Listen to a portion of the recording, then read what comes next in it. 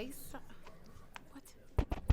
Good afternoon, everyone. We're going to start the docket today. This is the December 3rd, 2019 docket for the BMZA. Initially, I ask that you please turn off all your cell phones or put them on silent. Please keep talking to a minimum. If you have to have a conversation, I ask that you go out to the hall to do so. As you all know, the proceedings are being recorded by audio and visually as well.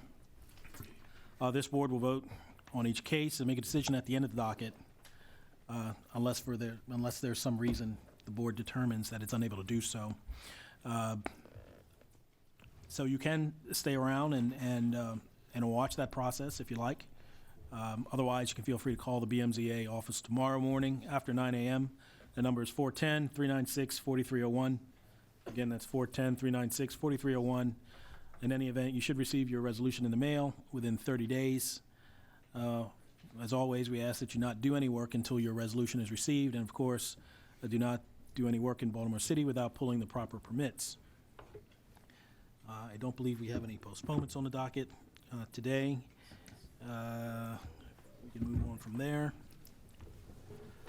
I understand that there are several cases on the docket today with opposition and some significant opposition.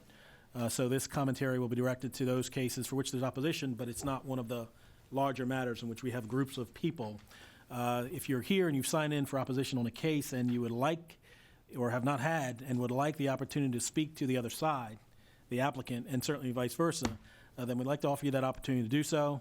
We find that affording that opportunity sometimes can resolve matters, and you may not be as far apart as you think you are. So if there's anyone out there who has signed in for opposition and has not spoken with the other side and would like an opportunity to do so, could you stand at this point, and I will identify you and get your case number and see if this is one of the ones that we're well aware of. Seeing no hands. Okay. Ma'am? Yeah, 414 Wilson Street. What's the case number? Do you have that on your sheet? 402. Thank you. 402. Okay, 414 Wilson Street, Renard Damon? Yeah. You here? Okay. Is there anyone else here signed in for opposition on that matter? 414 Wilson Street. Over here. Okay. Mr. Damon, could you stand up, please? Have you folks had an opportunity to speak regarding the dispute? Would you like that opportunity to do so? Okay, I would encourage you to go ahead outside, and certainly your case is far down on the docket, and perhaps we can have a meeting of the minds. Anyone else signed in for opposition and would like the opportunity to speak? Sir, could you stand up? I'm sorry, I'll get to you next. What address are you here for, sir? 2515 Loyola Southway. That's case number 2019-401, Okay. Mort Fertel. You signed in on the sheet there? Yes. Okay. Mort Fertel, could you stand up, sir? Have you two applicant have not had the opportunity to speak. I would like to give you that opportunity. If you would take advantage of it, that would be great. And perhaps, again, we can find some common ground. Thank you. Anyone else? Oh, sir, I'm sorry. 1152 Carrollton. 1152 through 1156 North Carrollton. Okay. Evtral Fielder? Yeah. You here, sir? Yeah. Could you stand up, please? That's the posting issue. All right. I tell you what, why don't you sit tight, because I think there's another issue, a procedural issue that may impact that matter. And in any event, it's just, I think, you signing in as the opposition, so we'll take that up in the ordinary course, okay? Thank you. All right.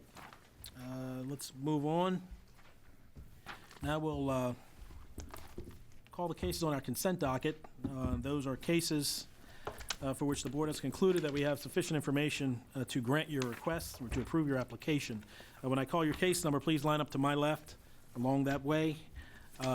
We will get you all sworn in at one time, find out if there are any staff reports, and then we will hear your matter. And if you could line up in the order that I call the case. First consent case is 2019-303, 1717 through 1719 North Forest Park Avenue, AB Associates. Next consent case is 2019-390, 1104 Hull Street.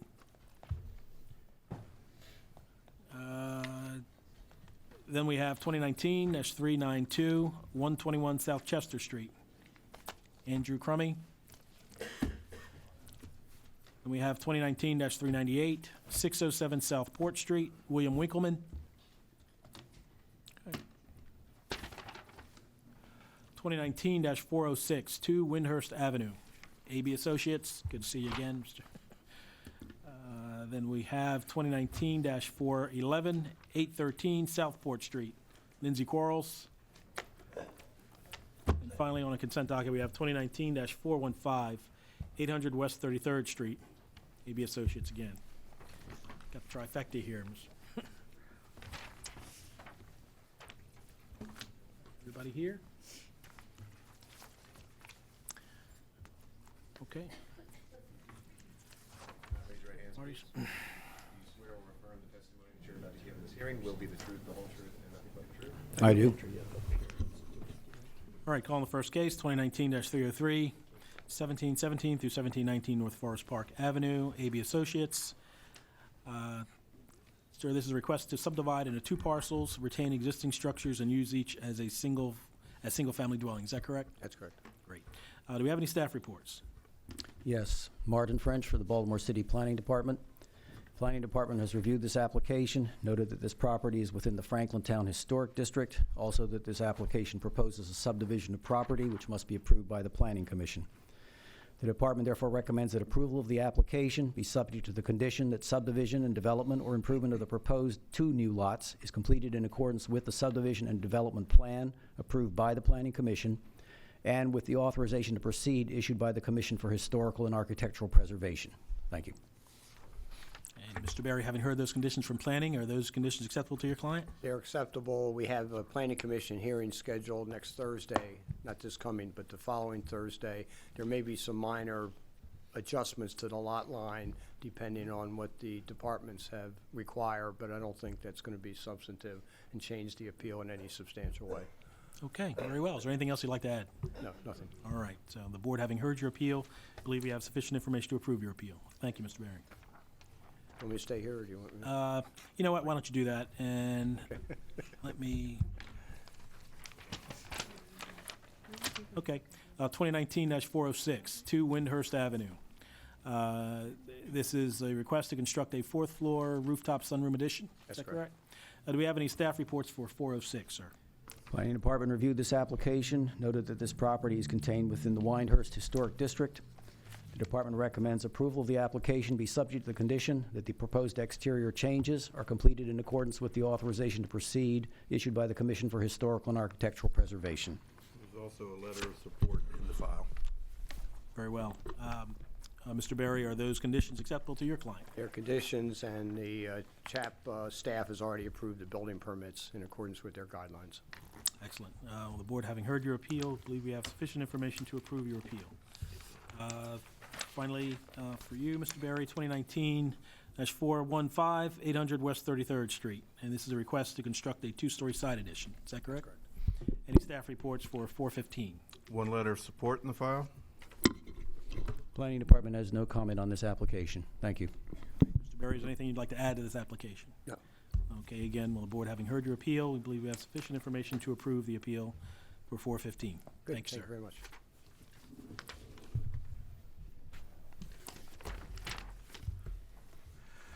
Case number 2019-390, 1104 Hull Street. This is presented by 1104 Hull Street LLC. Your name, sir? Chris Palazzi? Okay, Mr. Palazzi, and this is a request to use the entire premises as offices. Is that correct? Yes, sir. What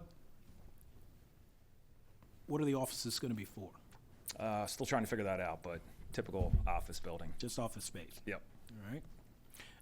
Do we have any staff reports? Planning Department has no objection to this application. Thank you. Okay.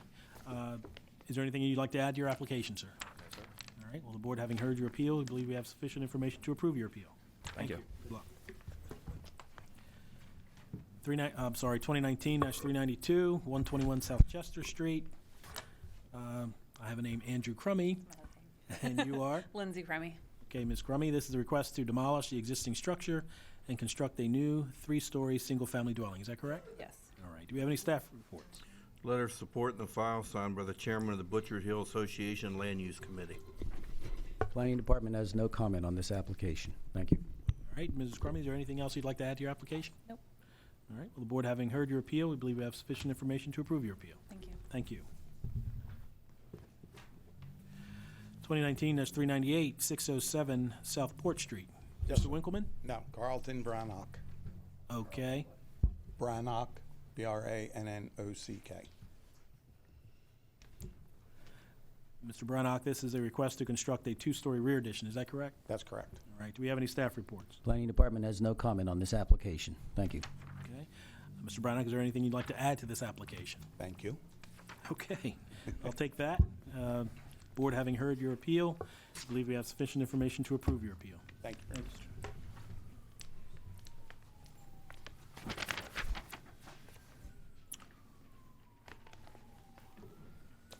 Okay. 2019-411, 813 South Port Street.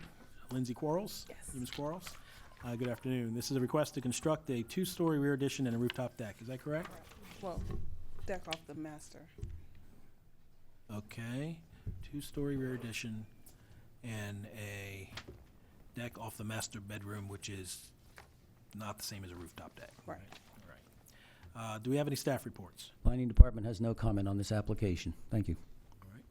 Ms. Quarles, is there anything you'd like to add to your application? All right. And the board having heard your appeal, I believe we have sufficient information to approve your appeal. Thank you. Thank you.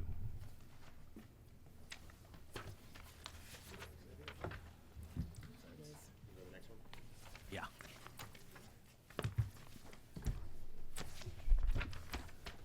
Okay, moving on to the regular docket. Calling the case of 2019-165, 6309 York Road, Richardson Engineering, to construct fast food restaurant with drive-through.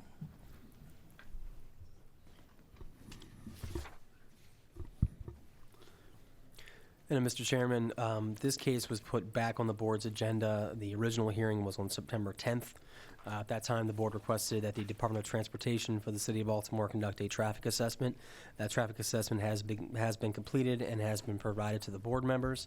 I believe there are a couple members from the Department of Transportation here that will testify or give some explanation of that traffic study. If the board members have any questions about that traffic study, and that's all we have. Very well, thank you, Mr. Baumgartner. And again, to follow up on Mr. Baumgartner's commentary, obviously, we're not here to reopen the entirety of the hearing.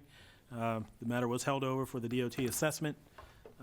We have that assessment at this point. I believe that assessment has been provided to all the parties and to the opposition. I think we have some folks here from DOT who can assist us with what that assessment revealed. And so let's do this. Let's introduce yourselves. Actually, I think we all want to hear from DOT, but if you'd like to proceed being the applicant on where we are. Thank you. Caroline Hecker, Rosenberg, Martin Greenberg, on behalf of the applicant. I'm joined by my colleague, Justin what? Williams. Hold on. Can you swear everybody that's here? Did you swear them all? Not yet. Okay, go ahead and swear all those, including the folks from DOT. Okay, I remember this. Yeah, the owners, right. I raise your right hands, please. You swear or affirm the testimony that you're about to give in this hearing will be the truth, the whole truth, and nothing but the truth? I do. Ms. Hecker, is there anything you'd like to proceed with? I believe the purpose of today's hearing is to hear from DOT on their traffic study. I'd like to let them have the opportunity to explain what they've done. I may have a couple of follow-up questions for them based on what they, how they explain the study. But my understanding is that we were not going to be permitted to put on additional testimony today, and so we're prepared to just hear what DOT has to say. Speaking our language, yes, ma'am. Thank you. Same? Yes, same. Becky Witt on behalf of the Lake Walker Community Association. Right, I might have a question or two after they're finished. I did have a written statement from Lake Walker Community Association only about the traffic study, which Excellent. I can provide. I think it was provided already, but I'll just. Mr. Chairman, I have to object to the introduction of additional evidence. I understand that, I've seen the letter, I've received a copy of it, but it is additional evidence from the Lake Walker Association, additional testimony from them, restating their objections to the application, and I think this falls in the category of new evidence before the board. Okay, and I think we certainly are in a position to determine if that's actually what the case is, but Okay. I'll take it. Okay. Yeah, that's all from me. Thank you. Okay. And so, our guests. Good afternoon. I'm Valerie LaCour, and I'm the Manager of Strategic Initiatives for the Baltimore City Department of Transportation. I'm also LaCour, L-A, capital C-O-U-R, and the first name is V-A-L-O-R-I-E. I'm also the manager for the Traffic Impact Study, which has to do with new development. We follow Ordinance 11-529, which has new development must be examined for traffic impact studies, and there are certain threshold requirements in order to trigger a traffic impact study. In the case of a commercial development, it's 15,000 square feet. This Burger King is well underneath that threshold. Therefore, a traffic impact study by the Department of Transportation was not required. We also received a 311 request for a traffic calming study. That is not the same as a traffic impact study for new development.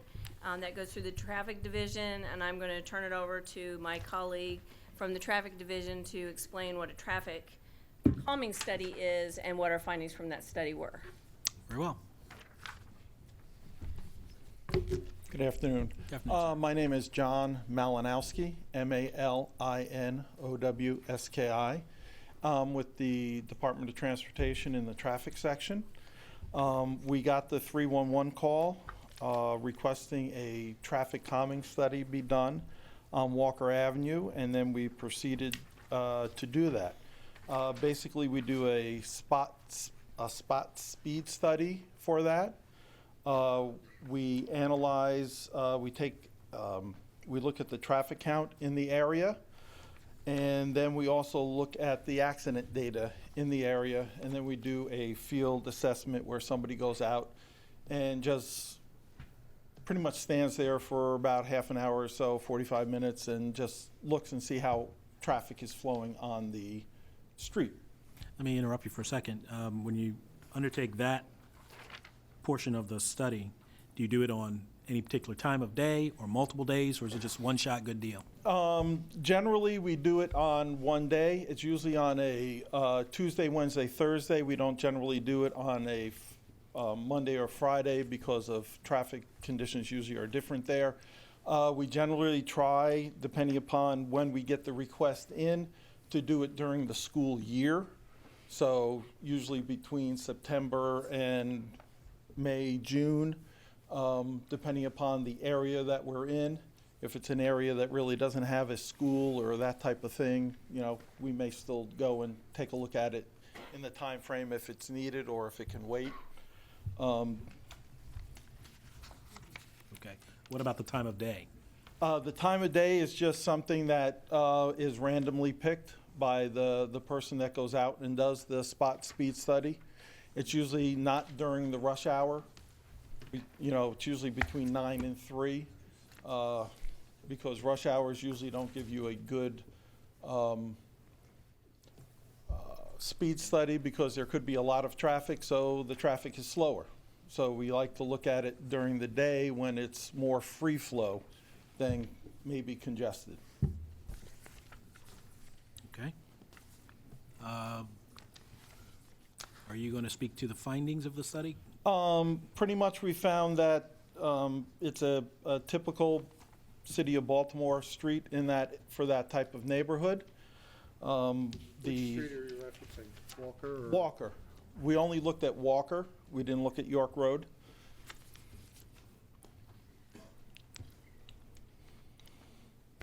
The speed limit on Walker itself is posted at 25 miles an hour, and the average speed that we encountered was between 28 and 29 miles an hour,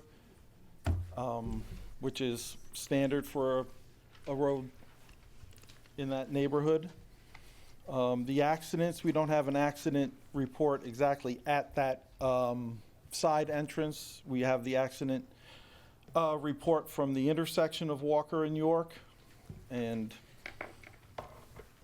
that we analyzed there. And based on what we have or saw in there, we have recommended that at some point in time that we do put some speed humps on Walker Avenue. Why is that your recommendation? Because of the accidents that are reported to that intersection? No, because of the speed on the Because people road. are going much faster Yeah, than the Walker, actual speed limit. yeah, and Walker is also used as a cut-through from Northern Parkway over to York, instead of them going over and coming down on the intersection. So it would help slow down that traffic also. Do you have, let's hypothetically say that you can't put speed humps there. What would your recommendation be to slow the speed? The other thing that we can look at doing is, and we've done it in other areas, is that we'll stripe out the parking lane to make the road look visually narrower, and that would help also.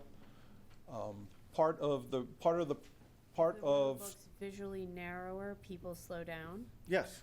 Okay. If you're on a roadway and there aren't a lot of parked cars on that, and it's 40 feet wide, you have a comfort level of driving. You don't always look at your speedometer. You're just going at something that you feel comfortable at. If you've got parked cars on both sides, then you have to watch out for a little bit more if another car is coming the other way. You have to watch out maybe if somebody's getting in or out of a car, if they're moving out. So hypothetically, you'd be driving slower. Anything else that they could do? We can look at maybe doing other things to narrow the road, putting in what we call bump outs to physically move the curb in different areas, or possibly even put something in the middle of the road and reduce the parking on both sides so the cars can't go straight. They'll have to, maneuver around. So the primary concern being speed going both directions on in this stretch? Is that Mhm.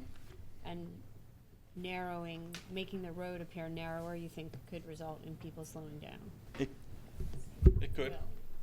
Might. It has on other roads, and it, On other roads that are similarly situated, meaning that there is a business structure that's there where cars would be coming in and out? Because the issue is that there's going to be a Burger King possibly put in this lot that houses other businesses, right? Correct. So you're saying on other streets, when you stripe down the parking lanes, are those streets that also lead off of a business? I think the shopping center. the neighborhood was talking, I think some of their concerns were that if you're coming, I guess heading towards York, that there's a blind spot if you're making a left turn out of the Burger King, and what you're saying is that people speed on this road. So that obviously means that if there is in fact a blind spot there, and somebody's making a left turn and the person coming up doesn't see them, it's gonna result in accidents. And obviously if there's I'm assuming you guys didn't look at anything like that. You only looked at speed, right? That's what the request was for, a speed study. Okay. The existing, yes, that's what we looked at. Okay, I don't have any other questions then. So if you were to implement some type of traffic calming, how would you interact with emergency services, fire department? Before we put in, specifically before we put in speed humps, we send it to the fire department and get their approval before we do it. And there are also, depending upon that determination, there are some speed humps that are designed for emergency vehicles to use. so that they don't have to slow down. But they do have an impact on regular traffic. Yes, they would have on regular traffic. Could you tell me what the difference of those speed humps are? Basically, they are on, what street are they? They're on Charles and St. Paul. They actually have a, it's not a complete speed hump that goes across the whole road. It comes in about 3/4, and then there's a gap, and then it starts up again, so that what happens is that the piece of emergency equipment is actually running down the center of the road, as opposed to right or left of the yellow line that's there, so that they can still respond in a timely manner. Mr. Malinowski, this particular study was a traffic calming study, correct? Correct. And it's my understanding from your prior testimony and from Ms. LaCour's prior testimony that there's a more intensive study, which would be some kind of traffic assessment or a traffic mitigation study. That's not required. Study, yeah. Thank you. That's not required under the ordinance, but is that something that DOT could undertake if the board requested that DOT do so? So I'll answer that question. So ordinance 11-529 has us do official traffic impact studies for developments that meet specific thresholds.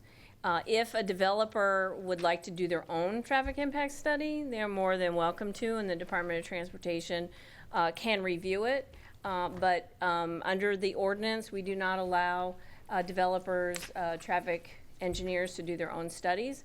If it meets the threshold, the Department of Transportation conducts a study using a panel of on-call consultants that work on behalf of the Department of Transportation. Okay. So if the board requested a more intense study, you wouldn't do it? Not under the ordinance traffic impact study. If the Department of Transportation chose to do a larger corridor study, or either along York Road or along Walker Avenue as part of preparation for any capital improvements, then we would certainly do a more in-depth study, which would go beyond just traffic data. It would go into the overarching goals of the city, including alternative transportation, multimodal transportation system. Those studies are usually done as a precursor to a capital improvement to be programmed into our CIP. And I take it there was not a request that the DOT, undertake a review of any traffic study that the developer undertook? So the developer did provide for us a study that they did, and our traffic division did review that, and I can let John speak to what the traffic division saw from their study. But it was not an actual traffic impact study. Again, it was a traffic calming study. That was done by the applicant? Mm-hmm.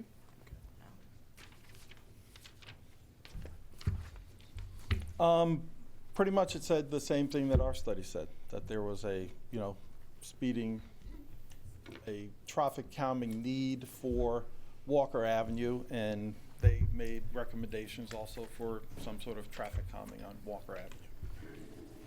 What were their recommendations? I don't recall. Their recommendation was the installation of speed humps along Walker Avenue. I must say, though, that some of their actual study went also,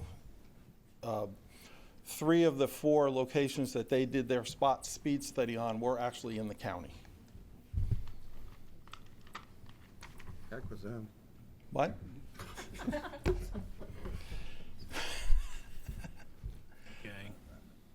Well, part of this is on the county. Part of the shopping center is with Burger King in the city. Yeah. Okay. Yeah, and this. Ms. Ecker, do you have some questions? I just have a couple of questions. Have you reviewed the site plan in connection with this project, the proposed drive-through site plan? Yes. And in your professional opinion, do you believe that the proposed drive-through will adversely affect the safety and efficiency of traffic circulation on Walker Avenue? I do not think so. And do you believe that the proposed drive-through would adversely affect the safety or efficiency of traffic circulation within the shopping center? I don't think so. And in your professional opinion, is there anything about this particular site that would make the inherent adverse effects of a drive-through somehow worse at this location than they would otherwise be? I don't know how to answer that question. Is there anything about the property or the site where the drive-through is proposed that makes it a particularly bad location for a drive-through, or a spot where one should not put a drive-through? I really can't think of anything off the top of my head, because the drive-through is all internal. It's not exiting onto a city street. So you don't see any conflict with the traffic circulation pattern from the drive-through itself conflicting in any way with Walker Avenue? No. Did you visit the site yourself, or are you relying on somebody in your staff to present a report on paper and you reviewed that? I was part of the site plan review committee that reviewed the original site plan for the development. So you've been there and you've Yeah, looked I've at the been there and I've seen the plans and stuff, yes. Thank you. Anything else, Mr.? I have no further questions. I don't know if I should wait. I think so. Just a couple of really quick questions. So when you were there at the site, do you remember the sight lines coming out of that exit onto Walker? Do you have a recollection of what that looked like? The day that I was there, it was pretty clear because there weren't any parked cars Okay. on Walker on that side. Okay. So when you were there, it didn't seem to you like there was an issue with sight lines? No. No.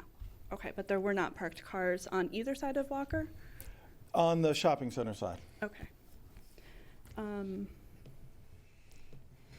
me see.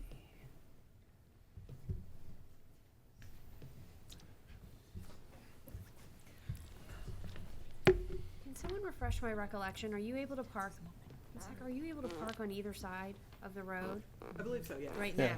now? Mhm. Okay. Yes. But when you were discussing if you narrowed the road and striped out the parking, that would mean no one would be able to park there. Well, if we stripe out the parking, you would still be able to park there. It just gives that visual line when nobody is parked there, that you still have the narrow lane there. Got it. But if you do a physical bump out or something like that, you would lose parking spaces along Walker. But the city could require that, correct? So they could put up like no parking signs on either side of Walker Avenue? They could, I believe, if memory serves me correct, there are some no stopping signs on either side of the driveway entrance. If we go with the idea that there is a sightline issue, if you're coming from down towards York, if there weren't cars parked there, it wouldn't be as, the sightline issue would change, right? Yeah, we could move back the no stopping signs further and give a better sight line. Okay. Okay, those are all my questions. Thank you. Okay. Anything else, Ms. Ecker? All right, anything else from the board? All right, thank you all for your presentation. Thank you. Appreciate it. Thank you.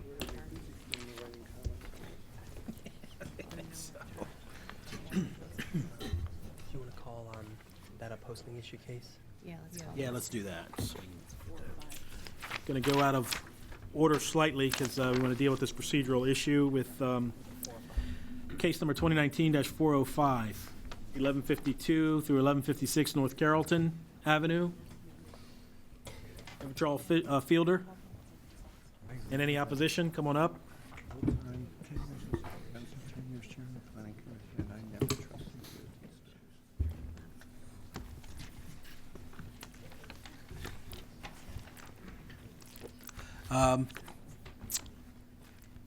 I think I'll have them sworn just to talk about the posting. Could you swear the parties, please?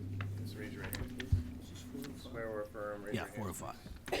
Swear or affirm the testimony that you're about to give in this hearing will be the truth, the whole truth, and nothing but the truth. Yes. Mr. Fielder, you can go ahead and take the center mic there. This is a request to use the premises as an art studio, first floor building of small furnishings, artwork, second floor dance studio for students, art museum, and listening room for musicians and students. Is that correct? That's correct. I want to raise the issue, a preliminary issue of posting. Was this property, you're understanding you're required to post signs Yeah. regarding this particular hearing? Right. However many number of days, so on and so forth. Was Right. that done? Yeah, the first one was blown down, taken down by the wind. I went and found the sign myself, so I had it remade. Okay, the second one, I don't know who took the sign off the wall, but I had a picture of it. The sign was taken because I had it riveted on the wall. I did PVC. And went back and the PVC was broke off the wall. So I told my friend, I said, look, I need to go down to the hearing and let them know that the sign, you know, I did PVC the second time. That shouldn't have blown anywhere, you know, and I riveted it to the wall, you know, with a Hilti. And I was like, why would the sign be gone? You know, so I today when I came in, I said, look, we need to, first thing I wanted to do was talk to somebody before I came to zoning to let them know what happened to the sign. You know, the PVC sign, because I have sign making equipment, I do them all the time. And PVC should not come off the wall. Okay. So you're acknowledging that at some point, that the sign was not up for the period of time? That Not the whole time, no, because when I came back, I do a lot of building. Okay, so what I do is I leave and I come back, and I leave and I come back, because I build a lot of stuff. And I have a sign making equipment there. I came back and I asked the guy that said the place, I said, man, what happened to the sign that's out there on the grate? He said, Rick, I don't know where the sign is. I said, okay. The second one, I knew it was out there, because the first one blew away. I knew that from, Okay. It was November. Let me tell you the date that it blew away. Well, hold on, let me just cut to the chase here. So it appears that we don't have a proper posting. For whatever reason, the signs are Right, coming down. right. Now, the question to you is, to get it properly posted, what is it you intend to do in order to keep a sign up? Well, other I than- put it on this time PVC. Okay, I shot it in the wall myself. Okay, I got a Hilti. I have a sign making machine. I make it on a it's called a platter. I use vinyl sign lettering. The first one was done on the paper, like they said. I did it on paper. The second one I did on PVC. When I come back the second time, I asked the guy that runs the shop. I'm like, man, what happened to the sign? Okay, well, again, the sign was gone. Right. But you've got a new methodology of Right. putting it on and keeping it secure. Right. Mr. Baumgartner, can you speak to what we do now in terms of timing and starting over? Sure. So we can repost the property. Right. The property has been posted for a certain number of days, but not the requisite 21 days. The property can be reposted for the next hearing date. I'd recommend that it is at a height of 10 feet so that it can't be ripped off the wall. I believe this is a corner property that's going to have two sides, and it's a large wall, so you can put both signs at a height of 10 feet so that it can't be ripped off. How you do that is up to you in terms of the material. One thing I only had on one side, so that's one part of my mistake. I only had on one side. So both sides. Any kind of corner property has to have the property posted on both sides. So we can certainly put it back on the docket for our next available hearing date, which is December 17th, or we can push it until January. Either one. December 17th is fine, because I think in January I'll be out of the country. And, sir, given that that's what we have to deal with, the preliminary issues, to see if it's proper to go forward in the first place. If our process and our rule is, if it's not properly posted, it's got to be properly posted before he can go forward to try to get the relief that he seeks. So, because it wasn't, we're going to have him do it again, and then we'll give you the notice, at least for the next docket hearing. Okay. Or the next hearing on the docket, which will be in 2 weeks. Sort of an inconvenience, but again, it keeps the process going the way and adheres to our rules that we're required to do. So that's not a postponement, it's simply a reposting.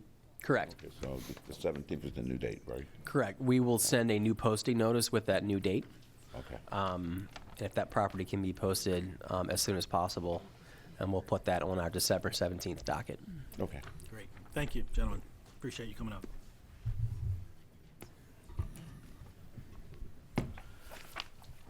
Calling the case of 2019-2, I'm sorry. My apologies. This gentleman was outside with opposition. Wanted to request a postponement. Okay, your case number, sir? I'm sorry, your address? 2019-402. Okay, come on up. Did your opposition leave, if you know? Okay.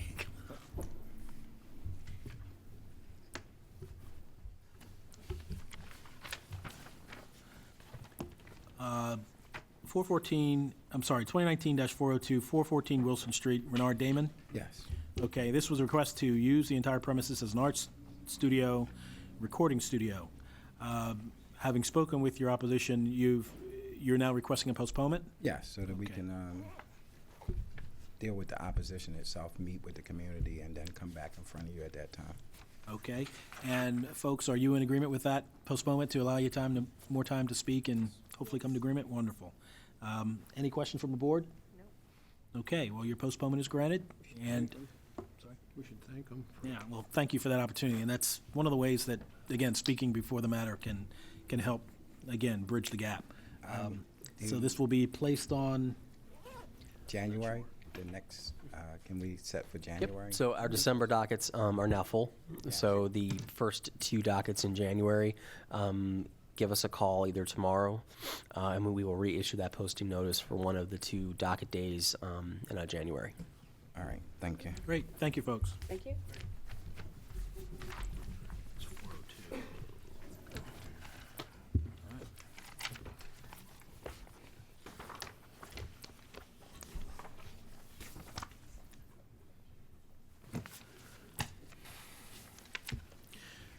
Okay, 2019-269, 5503 Hartford Road. Franz Cadet, Francois. Good afternoon, Master Franz. Good afternoon, sir. How are you? I'm well. This is a request to use portion known as 5503 Hartford Road as a 75-child daycare center with 3 staff in conjunction with existing martial arts school and fitness facility. Is that correct? Correct, sir. Okay. Can we swear the parties? Raise your right hands, please. You swear or affirm the testimony that you're about to give in this hearing will be the truth, the whole truth. Yes. We do, yes. Okay, do we have any staff reports? A letter in support from Ms. Lassinger, the Director of Hamilton Lorville Main Street. Okay. Planning Department reviewed this application, noted this property is contained in the Hamilton Business Area, Urban Renewal Plan area. The Urban Renewal Plan does contain a provision stating specifically, street-facing ground floor uses must be primarily retail or service establishments that deal directly with consumers, rely heavily on walk-in business, and have regular daily hours. The applicant, therefore, in the opinion of the department, should provide the board with information concerning the operating hours for the various components of the proposed daycare center to allow a determination that the combined uses shown on the floor plan would comply with this criterion of the Urban Renewal Plan. The department recommends that approval of the application be subject to the conditions that the proposed community center be established, maintained, and operated consistent with the provisions of the Hamilton Business Area Urban Renewal Plan. Thank you. Okay. Mr. Francois, if we were to be favorably disposed towards your application, would those conditions be acceptable to you? Yes, sir. Okay. Tell us about your project, particularly with regard to the hours of operation for each portion of the proposed use. Well, currently, we are a martial arts facility. We've been in the area for the past 13 years. We provide after-school program, and the main purpose of the asking for the daycare center so we can be more involved in the community by putting our program with the Maryland Excels to allow children that needed our services to join our programs. Right now, the program I run, the after-school program, does not necessarily need to be licensed daycare, but however, the children that need the most help from me and with the daycare voucher, I cannot join the program because we are not daycare licensed. So for me to help with the community, I decided to go to the folder to get the proper use so I can pull up the daycare license, which we already put up an application, is already been accepted. Okay. The storefront is the retail as well. That's what the martial arts studio has been used. We open at 6 a.m. in the morning, and we close at 9 p.m. in the evening. We also provide fitness kickboxing, which also with having the daycare center, the parents as well can be in kickboxing program and where the kids can be in a safe area being watched where they're meeting their health goal. Very well. Any questions about the staffing? That's another issue. So it's saying 75 child daycare center. What are the ages of the children? These kids, we currently have a school age. We have about over 8,500 square feet on the upper floor. And the future we have another 12,000 square feet below us. Currently, we're simply using the upper floor at this moment. We have all the requirement, vanities, bathrooms for that amount of space. And which, with the states, each toilet is out with 15 kids. So I count how many restroom we have, and that's how I come up with the 75. What are the age group? What is the age range? School age, which is started pre-K, kindergarten, and up. And so you just have 3 staff members for all of those? No, currently we do not have that amount of students, and which again, we will have to follow the Maryland State's number of staff per student, which is required 1 adult per 15 students. Okay. How long have you been in operation? Next summer, 20 years. Wow, okay. One personal point of gratitude, I can tell you that my children studied under Master Franz about 10, 12, 13 years ago. Yes, sir. And those lessons stayed with them, so I really appreciate that. Any questions from the board? Nope. I might have missed it. Was there any indication from Harbell or the community associations as to what they were in favor or not? Any information from Harbell? Not that I know of. No, but Hamilton Lorville. Hamilton, Laurelville. Okay, thanks. Great. Okay. All right. Anything else you'd like to add, Master Franz? No, sir, just look forward to open the facility and provide the opportunity to the community. Very well. Thank you for your presentation. Thank you, sir. All right. Good luck. He seems like a first-class guy.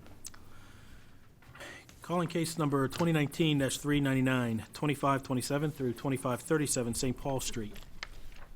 Awesome. Need search mark?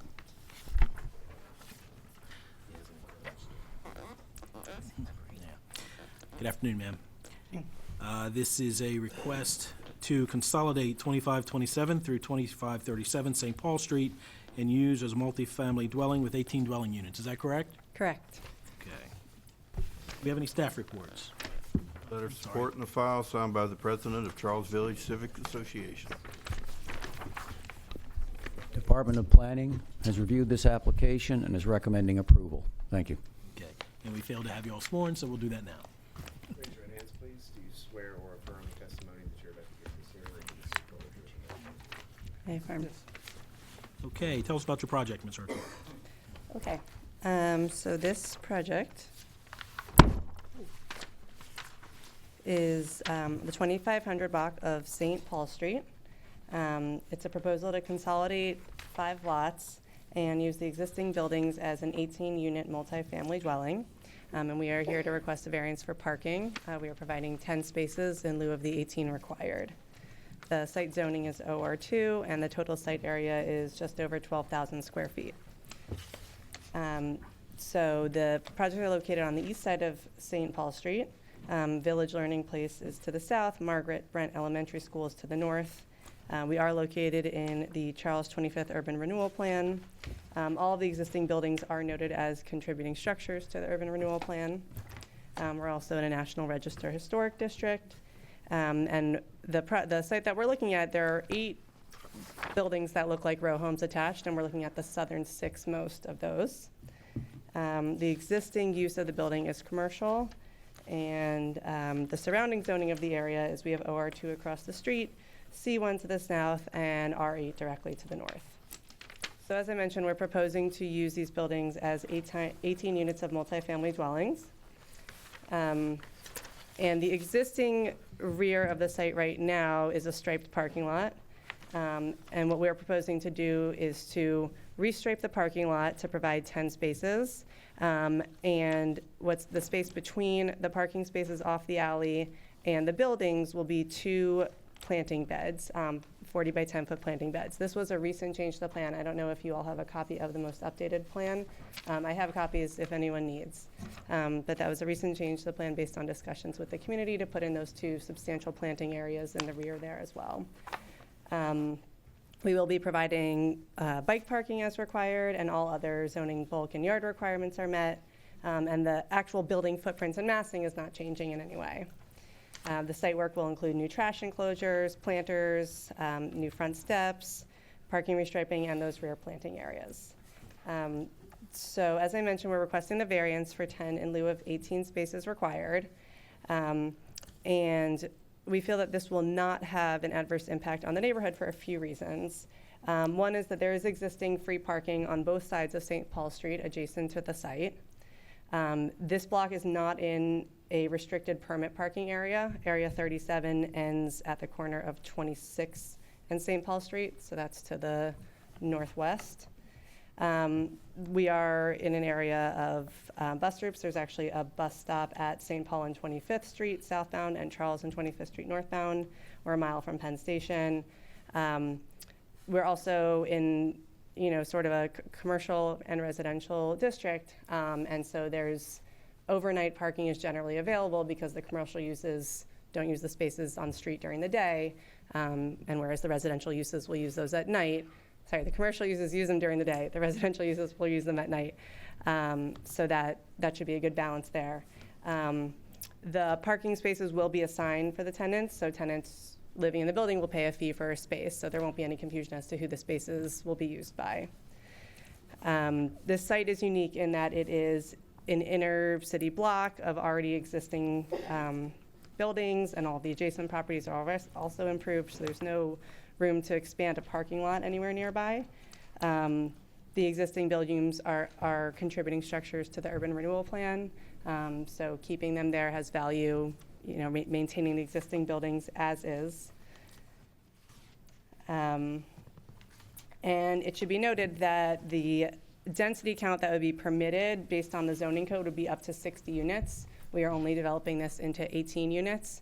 So this is not any, we're not trying to exclusively increase the value or income potential of the property. The 18 units is appropriate for how these buildings can be redeveloped, and the parking that fits on the site is 10 spaces. So for those reasons, we request that you approve this variance. Okay, let me just ask you one thing. The site plan that you have that you indicated has the planting beds. What's the date depicted? 11/27. Okay, could you hand that up because the last one here, I believe, is 24/19. Yep. Just so the Here. record is clear. Actually have, anyone else wants copies?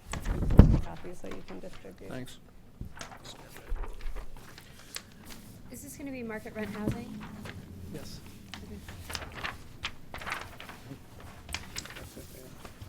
Yeah, he's got one. Mr. Chairman, just for the record, the Planning Department has reviewed that most recent plan that you're now holding and is recommending approval. Great, thanks so much. This is dated November 27th, 2019. I have a question. You said you're interested in the six south houses. What are the other two going to do? They're owned by someone else. Okay. You have to identify yourself. Sorry. Come to the microphone. Mark Fernandez. The other two properties weren't offered for sale, so they're individual owners that we have no connection with. Okay. Anything else you'd like to add?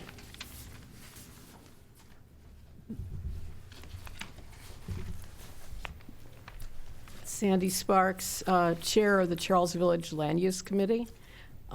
We've worked with the group since April to arrive at this plan and are very pleased that in the end they decided to create 18 dwelling units as opposed to the initial 24 that were a possibility.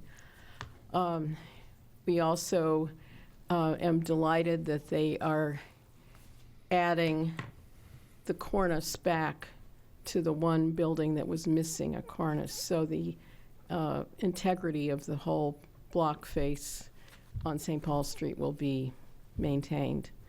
And lastly, we're delighted that we were able to get green space added along the rear to help with stormwater retention and obviously making the project more attractive. Wonderful. Okay. Thank you. If there are no further questions from the board, thank you for your presentation. We appreciate it. Good luck. Yeah. And Ms. Hertzmark, if you don't want to go too far, I'm going to call case number 2019-400, 5002 through 5004 York Road. Lisa Hertzmark, this is request to add drive-through to existing restaurant, correct? Correct. Let me take this. Yep, thanks.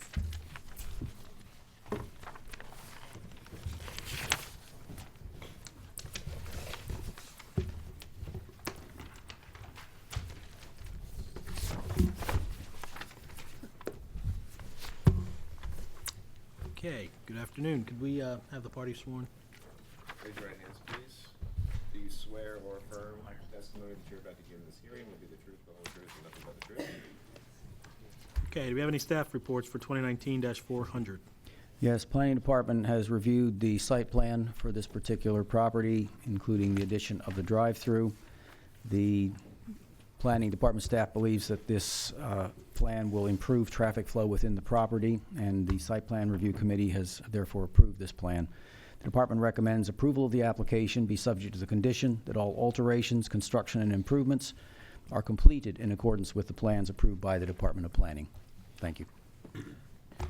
And Ms. Hertzmark, if we were to look favorably upon your application, your client's application, are those conditions acceptable to you? Yes. Your client? Yes. Okay. Tell us about your project. Okay, so this is 5002 York Road. It's located between Winston Avenue and Rossiter Avenue on the west side of York Road. The site zoning is C2, which includes sort of the whole York Road corridor there. To the rear, to the west, is open space, which is a community garden. And then R3, R4, R5 to the east, surrounding the York Road corridor.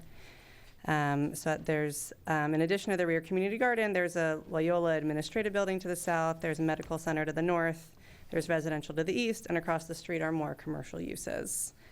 The existing community garden in the rear of the site, the community uses access through the existing parking lot for lawn mowing and for parking vehicles when they're using tools for the garden. Currently, that is open, and one thing that we'll be doing in the proposed conditions is we'll be adding a fence and a gate to that rear. So we'll be adding the drive-through. The proposal is to add the drive-through to the property, and in working with the community, in addition to the gate and the fence in the rear, we'll also be improving the landscaping on the project dramatically. Beyond the minimum required for screening the drive-through, we will also be putting in a lot of native plantings, and fixing up some other areas of the property, just to overall improve the site of the property from York Road and from the surrounding residential uses. The reason for the drive-through is security related. The current hours of operation of the Popeyes are 10 a.m. to 11 p.m. The proposed hours would be that the lobby is open 10 a.m. to 10 p.m., and the drive-through would be open all day from 10 a.m. to 11 p.m. So that last hour would be drive-through only. There would be no traffic in the lobby of Popeyes. The conditional use approval is required for this drive-through. And the project will comply with all of the use standards per section 14-311 of the zoning code. They're all listed on the plan, so I don't need to go through them exactly, except that there are some that Popeyes operates sort of even stricter than the zoning code requires. They send out a staff member every 4 hours for litter cleanup, in addition to meeting all of the rest of the use standards. We have worked with the community a lot, and we'll touch on that in just a minute. But in general, this drive-through is contained within the site. It's in the rear of the property. The entrances and exits from York Road will remain the same. We won't be opening any curb cuts. The exit, we will be restriping to indicate one left turn lane out and one right turn lane out, to just try to increase, make the flow there more efficient when cars are waiting to turn. We will also be doing paving repair on areas that are needed, and our vehicle parking spaces and the drive-through stacking spaces all meet the requirements of the zoning code.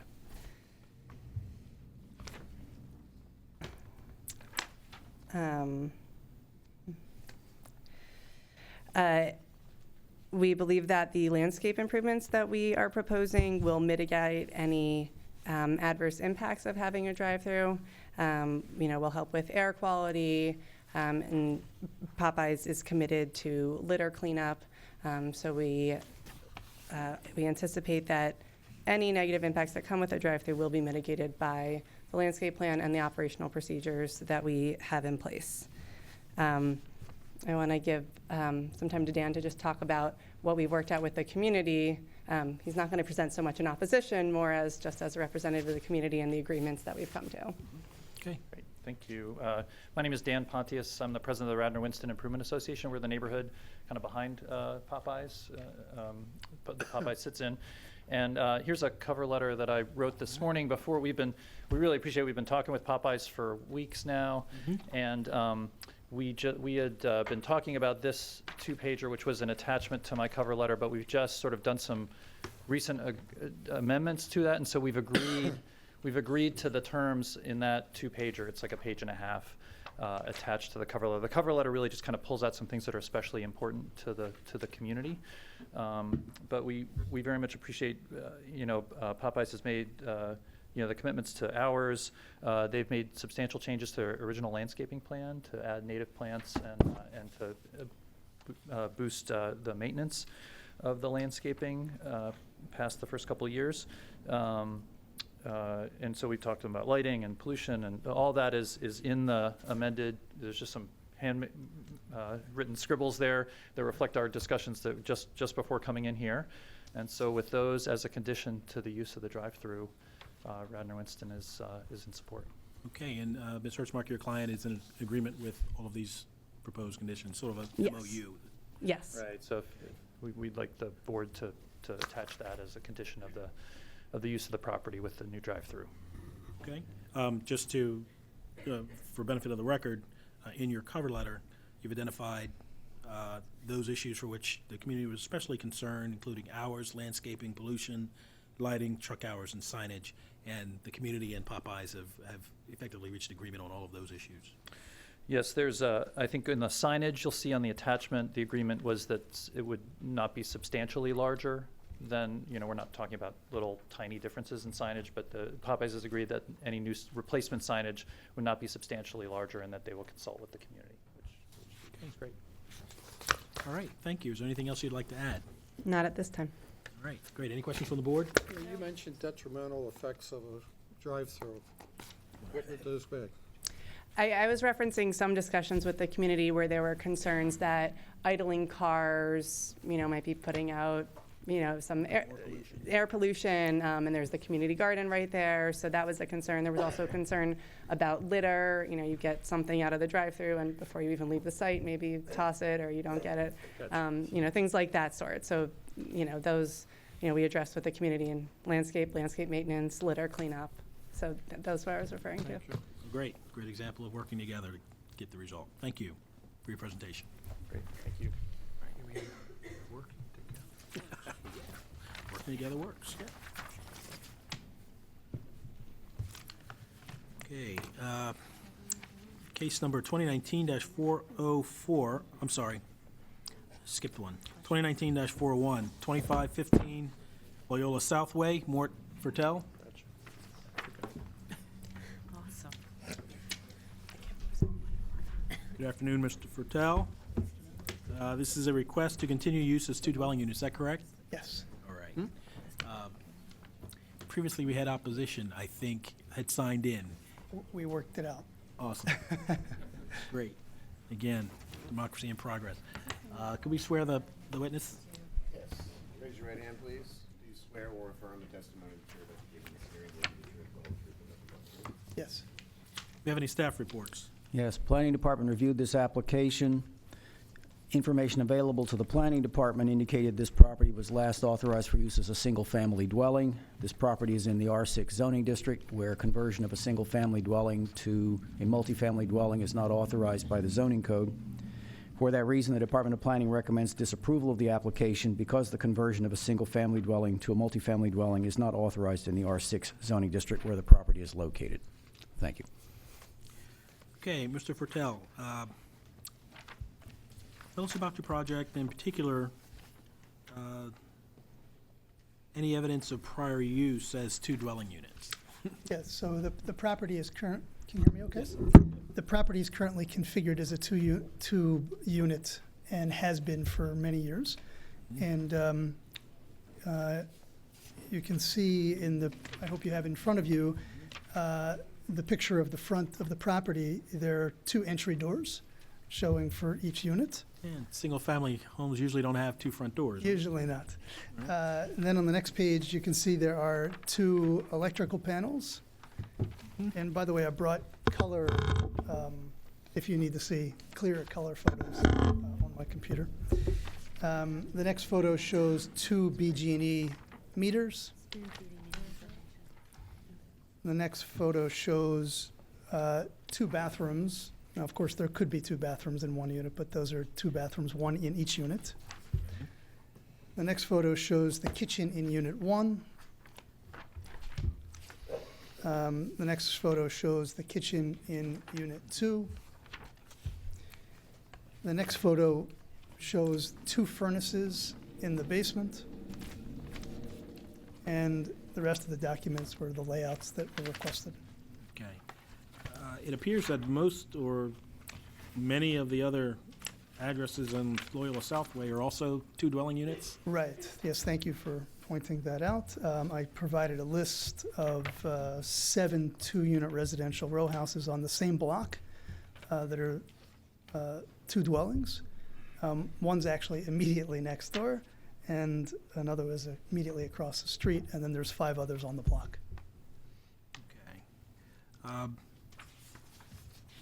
Do you have any explanation as to why this is permitted as a single family, and could this be a permit issue, incorrect permit issue? I have to admit, I'm a little new at this, so I don't know. It's obvious from the property that it's been this way for many years.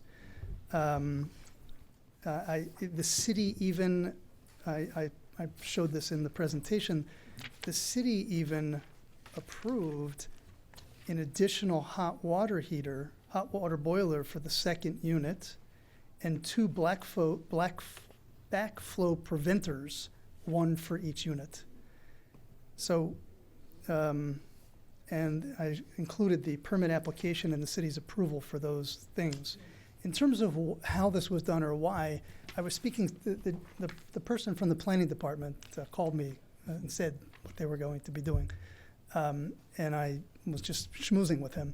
And he said that it was probably converted to 2 units years ago before permission was required to do that. That's what he said. And again, I'm kind of new at this. I don't know. All I can tell you is it's a 2-unit property. Okay. Mr. Baumgartner, can you address the standard that the applicant must meet? And Mr. Fertel, when did you acquire title in the property? I apologize. I don't have the exact date, but it was a couple of months ago. Okay, and you purchased it thinking that it was 2 dwelling units all along? Or did you? Well, I mean, I purchased it knowing that it was configured Sure. as 2 dwelling units. So essentially, it's for a lawfully existing nonconforming use can be kept almost in perpetuity, so long as the board finds that at some point in time it was lawfully turned into whatever it currently is. So in this case, the board would need to find that it's a lawfully existing multifamily dwelling in a district in which a conversion wouldn't be allowed. Or actually, I believe, yeah. For a property that was in existence that had been constructed prior to 1971, records are a bit iffy. And it is correct that a multifamily dwelling prior to 2018 didn't have to be registered if it was less than 3 dwelling units. So a 2-family dwelling unit was treated the same as a single-family dwelling unit, which were not required to be registered at all. So if the board finds that because of the meters, because of the 2 front doors, which is hard to sneak in at the middle of the night, that the property was lawfully converted into a 2-family dwelling unit sometime prior to 1971, the board could approve it as a lawfully existing nonconforming use. Thank you, sir. Are there any questions from the board? No. Okay, anything else you'd like to add, Mr. Fertel? No, thank you. Very well. Thank you for your presentation. Thank Good luck.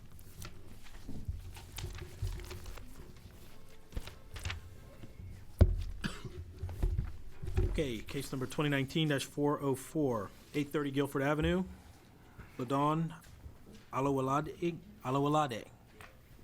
Get it right? Good, Mr. Chairman. Yes, sir. Good afternoon. Good afternoon. Ma'am, this is a request to add live entertainment to an existing art studio located in portion known as 830 Guilford Avenue. Is that correct? Yes. Okay. Could we swear the parties, please? Yes, raise your right hand.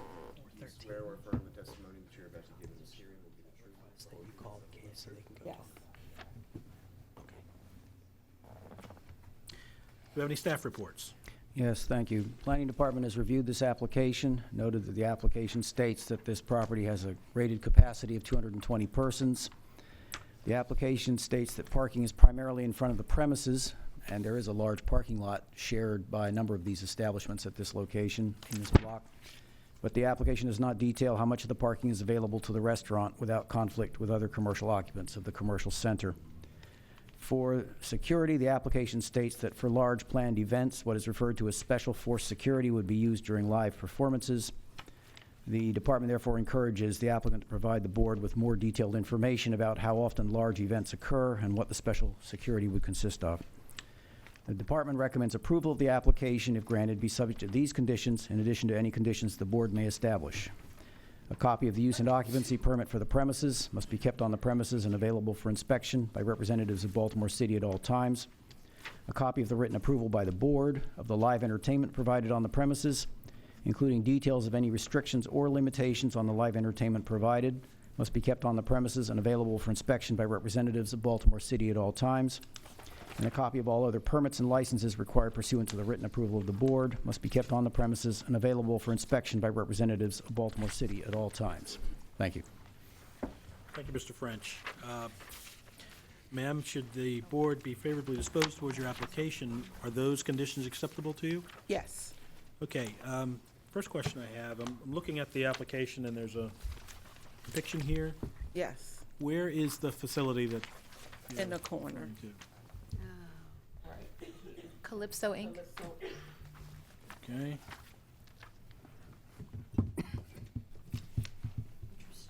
Okay, tell us about your project, ma'am. I've been open since February of 2019. I deal with students that come from Micah and Towson University. They do, they present their work. So they needed a space big enough to host after hour, like after 6 o'clock. So my time is usually from 6 to 12. I put 2 a.m. because that'll allow for people to leave the premises. So, and I also converted over to a full restaurant with catering recently in the past 2 months. So now it's not just an art studio, it's a restaurant with catering as well. Okay.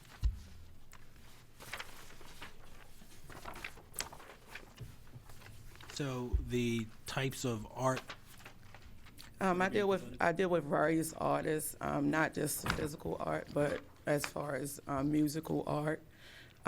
That's what brought me here, because I have people that want to have like disc jockeys to be their background while they're singing or performing. So I needed to have everything covered for that.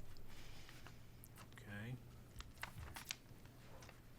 I haven't looked at your hours. How many days a week are you open? I'm open four out of the 7 days, which is Wednesday through Saturday. Sundays is optional, but I close it at 8 p.m. I'm open from 12 noon to 8 p.m. on Sundays, and that's optional. Okay. What do you mean by optional? Meaning if it's an event, only if it's an event that's on that Sunday, because I choose not to be open on Sunday. But in any event, whatever that event would be, it would close at 8 p.m. At 8 o'clock, yeah. How many tables do you have at the restaurant? Currently, I have 8 tables that seats 6 to 8 people. And there's no bar on the premises or anything? No. I see 4 tables. And you don't have a liquor license? No. All right. I see 4 tables in this drawing. Where would the other 4 be? They would be, well, they're not physically there, only the 4 is physically there, and I put up additional 2 other or 4 other tables to make 8, like they're collapsible, but they are permanent tables, the 4 that you see. And what's the capacity? 220. Oh. But I never have up to 220, it's usually like 100, like 80 to 100 people.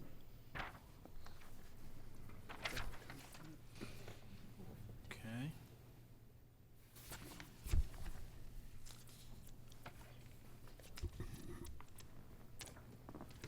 Just for the board to consider, the application requests the live entertainment as accessory to the other uses in the building.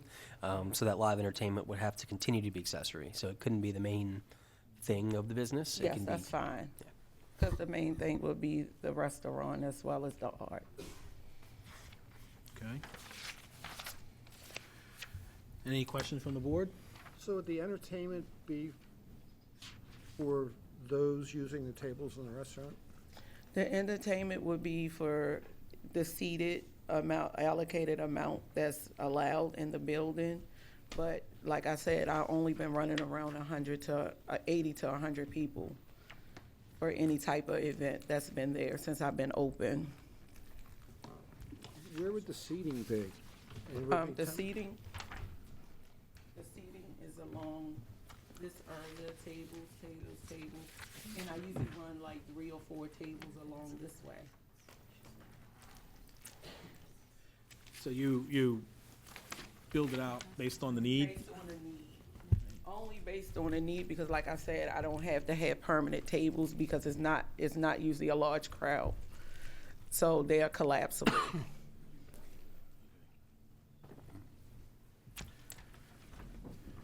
Okay. Anything else you'd like to add? No. No further questions for the board? Thank you for your presentation. Good luck. Yeah.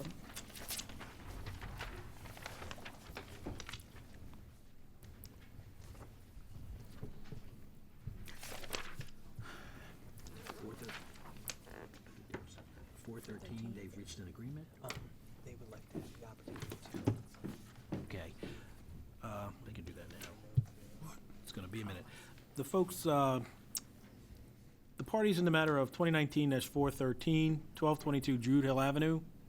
Could you stand, please? 13. Wait a minute. Weren't they the ones on the postponement? Am I at the right case? Same folks, different cases. Okay. I'm surprising to me to see you on 2 different cases, so. And Mr. Atkins? Sir. Okay. You all would like an opportunity to speak to? Sure, that's fine. This is 1222 Druid Hill Avenue? Yes. Yeah, go ahead, and then we'll know you're out there. Thanks for alerting us to that. Busy folks. Okay. Case number 2019-407, 1815 Park Avenue. Alex Aaron?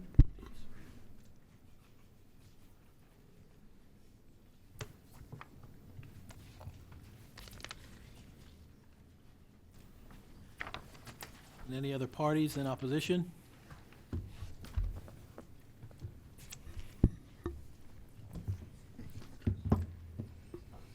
Mr. Aaron? Yes. Okay. Are you in the opposition? Okay, you need to be on that side of the.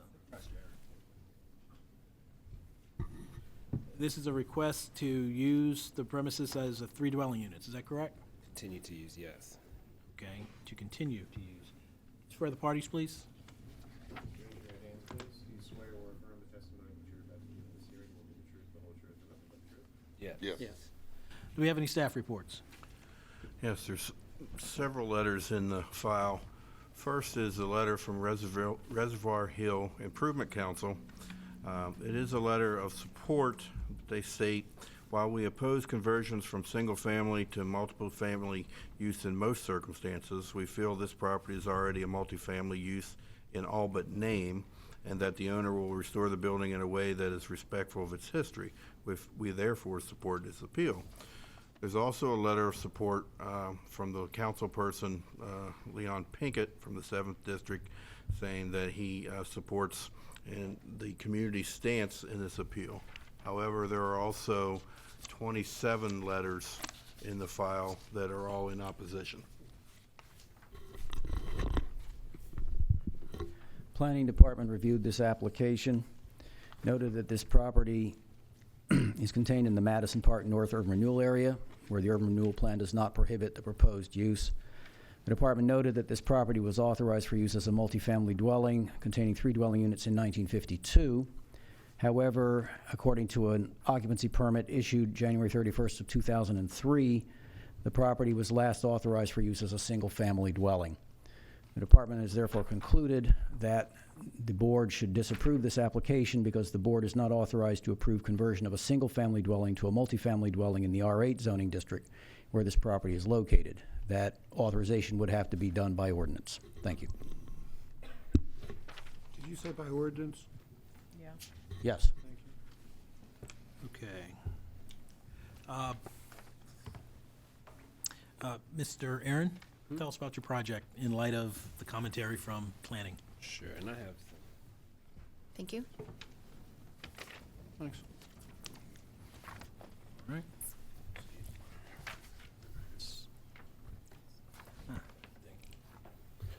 So good afternoon, everyone. My name is Alex Aaron. I'm the founder of Blank Slate Development. It's a local minority small business that specializes in CHAPT-approved historic restorations throughout Baltimore City. My wife and I are actually homeowners in the 2200 block of Utah Place in Reservoir Hill. And we're very passionate about our community, and my mission primarily focuses on 4 things: practicing development without displacement, restoring vacant and blighted property in historic districts, encouraging sustainable mixed-income diverse communities, and promoting generational wealth through home ownership. So 1815 Park Ave has historically been a 3-unit. It was converted as such during World War II, and it has remained as such for the past 70 years. The current floor plan is still configured as a 3-unit building with 1 unit per floor, and it includes its own kitchen and bathroom. I've attached the existing renderings from an architect in your packet. In addition, it has separate electric and gas meters that are still located in the basement of this property.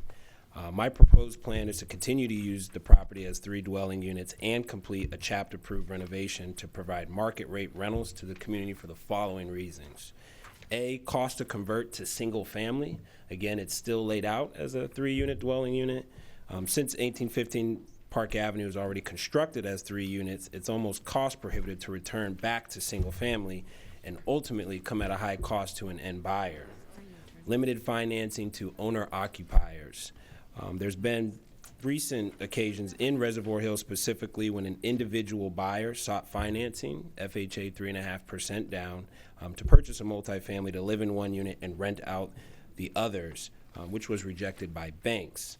Because of the current rent-to-mortgage debt ratio for the area, this type of transaction would cost an individual 20% down, which is not common for individual purchasers. And then lastly, the demand. There's a shortage of quality rentals in Reservoir Hill. Many rentals lack standard amenities such as central air conditioning, laundry facilities in the unit. Our plans is to offer energy-efficient, environmentally friendly alternatives that include restoration of the original wood floors, historic millwork, including the stairwells and the window casings, and we currently have a CHAP application pending for this property. There is demand for such product by individuals who may not need nor can afford a 3,000 to 4,000 square foot home in Reservoir Hill, but still wish to be a part of that community. I have met with and received support letters from the Reservoir Hill Improvement Council, Friends of Reservoir Hill, Councilman Leon Pinkett. And based on the evidence that was provided today, I would respectfully like to request that the zoning board use its judgment and discretion to allow 1815 Park Avenue to continue to be used as 3 dwelling units. Thank you for your time and consideration. Okay. Mr. Baumgartner, could we Yes, sir. ask you to address the issue of what the showing must be by the applicant in order to allow this use as requested. Sure. So the permit records for this particular property are a little bit odd. It is true that there's a zoning summary card with a certificate of occupancy filed on January 21st, 2002 to reduce to single-family dwelling. However, that card indicates that that permit was filed for, not necessarily issued, and those are two different things. The permit history on the Department of Housing and Community Development's database shows that the permit was filed for on January 31st, but I'm not seeing where it was actually issued. If the property was reduced to single family, it would be an unlawful conversion that the board would not have the authority to grant. The city parcel page shows currently, based upon the land use codes, that the current authorized use of the property is as 3 dwelling units. So that's a long-winded way of saying one record says sort of one thing, another record says sort of something else. If the board, unlike the last case off of Loyola Southway where there was no record at all of any multifamily use, this is a little different. There was clearly at some point 3 dwelling units. The board would have to decide if the notation in the zoning card saying CO filed to reduce to single family is enough to take it back to single family versus they filed to take it back but never paid the fee, never followed through, a contractor fell through. The board would take into consideration the evidence from the applicant about what's actually in the property. So 2 meters, 2 of this, 2 of that. If those things clearly establish that it's 3 dwelling units and there's no formal permit history of it being reduced down to single family, it would be allowed by variance, and then the board would simply apply the variance standards for the density here and parking as well, I believe. If that answers your question. I just have one question. I think it does. Thank you. The CO filed, that number, the 182336, Yes. all the way across under frozen is an F. Yes. What does that indicate? Frozen means that it was stopped for some reason, Okay. usually non-payment. The permit history page shows a permit issue line and then a permit expiration line. So every permit gets a date that it's requested, a date that it's issued, and then it usually expires either 6 months or 12 months after it's issued. This one has no indication at all as to when that permit to reduce to single family will expire, which usually indicates that, again, someone applied for it but never followed through, never submitted plans, never paid for it. We could certainly dig a little further back in the office as to that permit from 2003, but that's what we have at this time. Okay, thank you. In 2003 was for a single unit? It's a permit that was filed to reduce to single family, correct? Thanks. Okay. Let's hear from the other folks. How are you? Hello, my name's Carl Young. I'm the secretary of the Historic Mount Royal Terrace Association, representing them. Yes, sir. But I'm also a neighbor. I live around the corner. I can see 1815 from my house. And our association is strongly opposed to this, this request. Mr. Dyson lived in that house since 1997 as a single occupant of the house. The block has 10 houses on it. There are about 4 families remaining, hanging by their fingernails because there's too many apartments on that block. On my block around the corner, it's about a quarter renters, and it's stable that way. But there are too many, when you have half the houses on the block is multifamily conversions, it's too many for the neighborhood. It will not be kept up. The tenants are itinerant. It's not stable anymore. It seems to us that we know that housing stock in Reservoir Hill is dwindling. They're only a minority of the houses now are single family, or too many apartments. The density is too high. That's a fact. Healthy Neighborhoods invested tens of millions of dollars in that neighborhood to build single family houses. So why would the city counter that? Why would the city go against all of our efforts to make a healthy, strong neighborhood by allowing another multifamily use. It's been for 20 years, well over 20 years, a single-family home. So it surprises us that if the city would allow more multifamily use on that block. Okay. How do you know it's single family? You know the resident or what? I knew Mr. Dyson. I'd met him, and I had some conversations with him. When the house was open for inspection, another realtor walked through it and thought it could be brought back to single-family use profitably. Our house was 4 units. It's another 2,500 square foot house. It was 4 units. It's a single-family house. We had a healthy neighborhood loan, and we brought that house back as single-family. So these houses, they're 130 years old. They've had histories like that. Once they had apartments, once they didn't. And our house was 4 units before. Now it's a single-family home. So all that work that Healthy Neighborhoods did, why would you cut back on that? Have you actually walked through this house? I have not. A friend that was a realtor did walk through the house. Can I add to that? Mr. Aaron, is it broken into 3? It is. So and just to add to his point, I actually went to. It's not 1 unit. It's not. And I went to settlement with Mr. Dyson, and Mr. Dyson did own the property since 1997. And Mr. Dyson explained to me, because I asked a similar question, why, if you walk in the property currently, it's 3 apartments, 3 bathrooms, 3 kitchens, and all that. What was this discrepancy? And what he communicated to me is that he did, in fact, used to rent out the upper dwellings, the 3rd and 2nd floor, and he lived on the 1st floor unit. And then the reason why he changed, or he attempted to change, he said, is because after years of renting it, he allowed his daughters to have the upper units as they attended Morgan, and he didn't want to rent it to the public. So I think in his mind, he was trying to keep it like in the family, but the current floor plan, as you see from the architectural drawings, are still 3 dwelling units. I think he went from opening it to the public to using it for his family use, but still separate apartments. I forgot if you addressed this already. Are there 3 meters? There are 3 electric meters, and there are 3 gas meters, and there are the 3 apartment boxes as soon as you walk in. And just for the record, I specialize in historic restoration. I typically do for sale for home ownership. The only reason why I'm suggesting this is because, again, in my opening statement, I promote development out displacement and creating mixed income communities. So I've done Reservoir Hill home ownership restorations. The demand or the request we got for some of the people were, hey, we love your work. We want to live in Reservoir Hill, but we cannot afford nor need a 3,000 or 4,000 square foot property. And the existing multifamily stock that is there, it's air conditioning, window units, if any. There's no laundry. They have to go down to the laundromat. So what we're proposing is to keep the existing floor plan, keep all the millwork, keep the historic doors, keep the historic wood floors. All we're doing is updating electric, plumbing, HVAC system in each unit, as well as washer and dryer in each unit.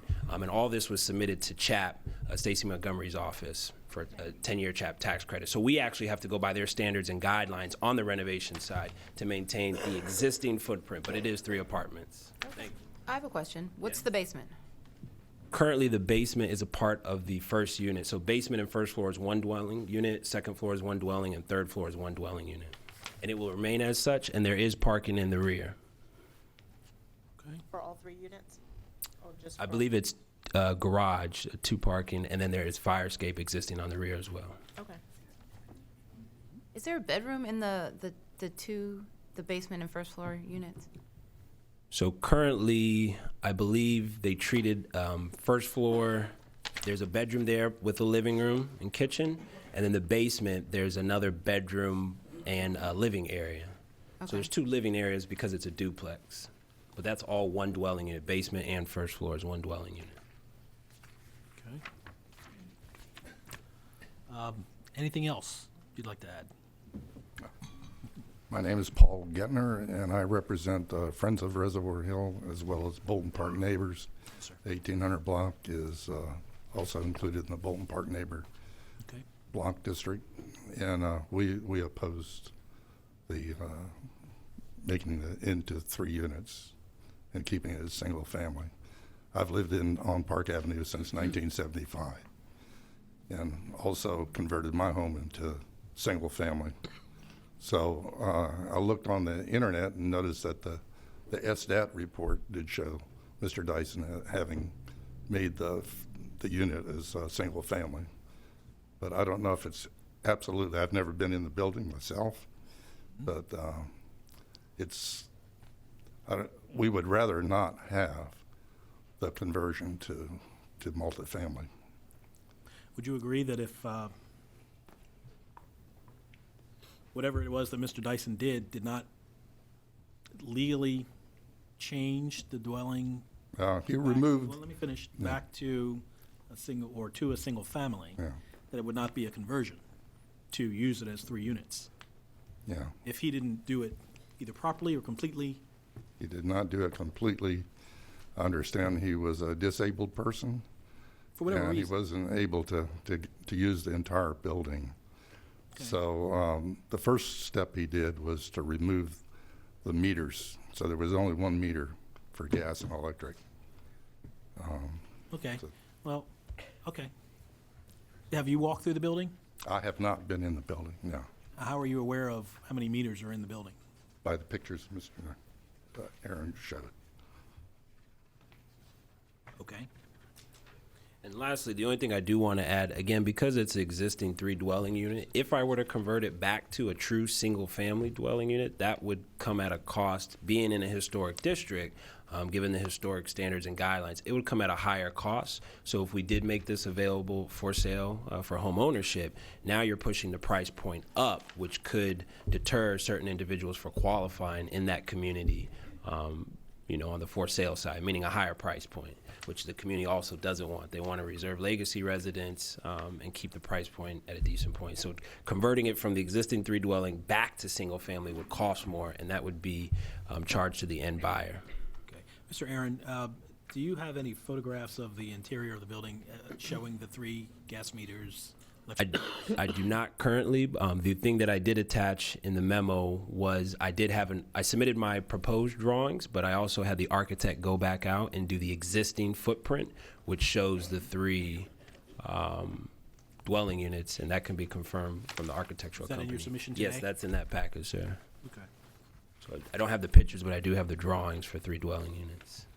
That's the existing footprint. Got it. Mr. Aaron, this is an if-you-know question. For a row home of that size in Reservoir Hill, what would be the typical market price for that property if it was fixed up brand new as a single-family property, roughly? If renovated completely for that size, I would say based on comps, about $425,000 to $440,000.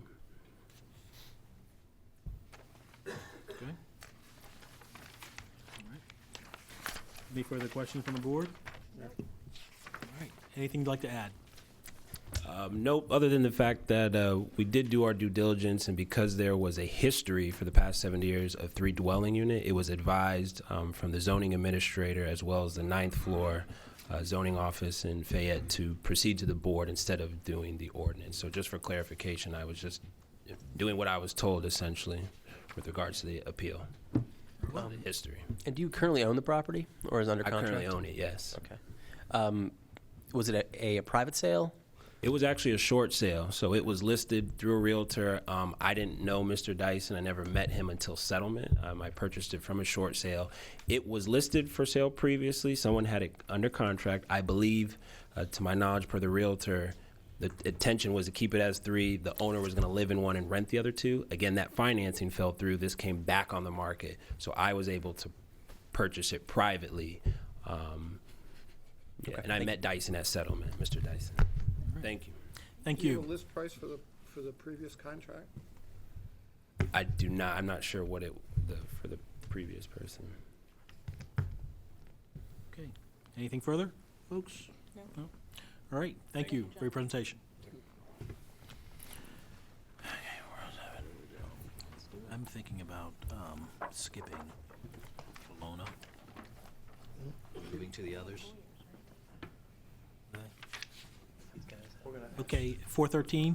Yes, we're going to ask for a postponement, please. Okay, let me formally call the case. 2019-413, 1222 Druid Hill Avenue. Josh Atkins, Mr. Atkins. This was a request to continue use as 3 dwelling units. And you've met with folks signed in the opposition, and you're now requesting a postponement. Yes, when is the next hearing date? Well, December, I believe, is full. Correct, it would be January sometime. It'd be a January date. Get that information. Um, Call back in. Yep, you can call the office tomorrow. Okay, that's it. Okay, any questions or objections from the board to a postponement? Nope. No objection. Okay, postponement granted. Oh, thank you. Thank you, gentlemen. Are we gonna limit? Mr. Chairman. Couple Okay. quick questions logistically, since everybody's in theory represented in this case, are we gonna limit their time to like 20 minutes? Since there's so many people here? I think at least. Yeah, so let's just do it now. Yeah. We'll call it now. Okay, next case will be 2019-408, 6242 Bologna Avenue. AB Associates.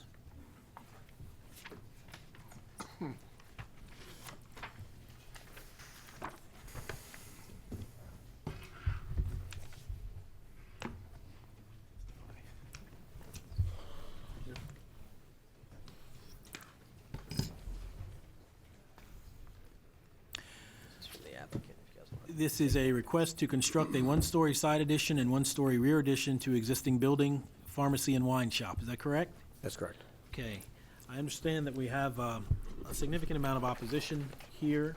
I know there are a number of parties here.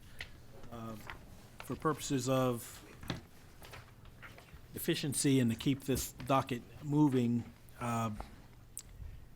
we're going to ask that the parties limit their presentations till about 20 minutes at most. And to the extent you can consolidate multiple points of opposition, that we would incorporate those into, you know, a few speakers, if any. Those opposed to stand, would you? Would you ask those opposed to stand?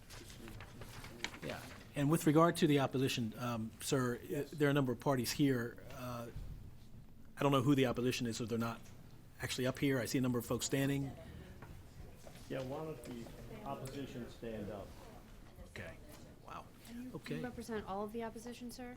I represent, who are these folks? Okay. Who's not Appearance- represented? Bologna Giddings Community Association, Inc., that's your client. That's my client, And- as the individuals also are listed. Okay. Is there anyone here who believes they are not represented by Mr. Holzer? So I guess I There you represent a go. lot of folks. All right. Okay. Well, that's These are parties. They're in support. It's gonna get too rowdy. I'm Okay. recording the hearing for a transcript, so I need everybody to just not talk when it's not your turn. Can we do that? Thank you. Now, let me also just address this number of Mr. Barry, folks. do you represent all of the support? Will you be speaking on Yes. behalf of all of the support? Well, there are some people here that are immediate neighbors that want to speak in favor. Okay. But we'll try to limit that for you. And I have a number who want to speak as individuals. Okay. As long as it's not repetitive, I mean, the issue being like, it doesn't make sense for us to hear the same thing over and over again. So if it's new issues that they have to share, then we welcome that testimony. Yeah, and I would just encourage the party speaking to pay attention closely to what's been said prior to your opportunity. And again, we're looking for new and different information other than what we've already heard. As a preliminary matter, I do have, and it would go towards what your objective is Yes, as sir. to limiting the number. I have packets of letters that the folks directed to me Okay. instead of sending them directly to the board. We'd be happy to have them. One, two, three, four. Yeah. And I would like to offer those as Protestants Exhibit, I guess 1, is that how you do it here? Okay. You have a copy? Take this, and Yeah. there'll be a formal recording of that. Which one did I send you? Hey, Derek, could you shoot that down here? Thank you. Oh, thank you. Okay. But with all those parameters, if that's what they can be called, we would still like to limit the presentations to about 20 minutes aside. So, we could swear the parties. Where's the board? Could you bring the board? The folks that are testifying, raise Whoever testifies, please. Raise your right hands, please. Testifying, do you swear or affirm the testimony that you're about to give in this hearing will be the truth, the whole truth, and nothing but the truth? I do. Thank you. Okay, do we have any staff reports? Okay, for the record, we have 28 letters that were submitted prior to the hearing today, 2 of which were against or in opposition. 26 were for, and they were in support. As of today, the number of people who have signed in opposition was 45. Do not know how many of those letters that were submitted just now in opposition are duplicative of the people who signed in opposition. Okay. Planning Department has no comment on this application. Thank you. Thank you, Mr. French. Mr. Barry, floor is Okay. yours, sir.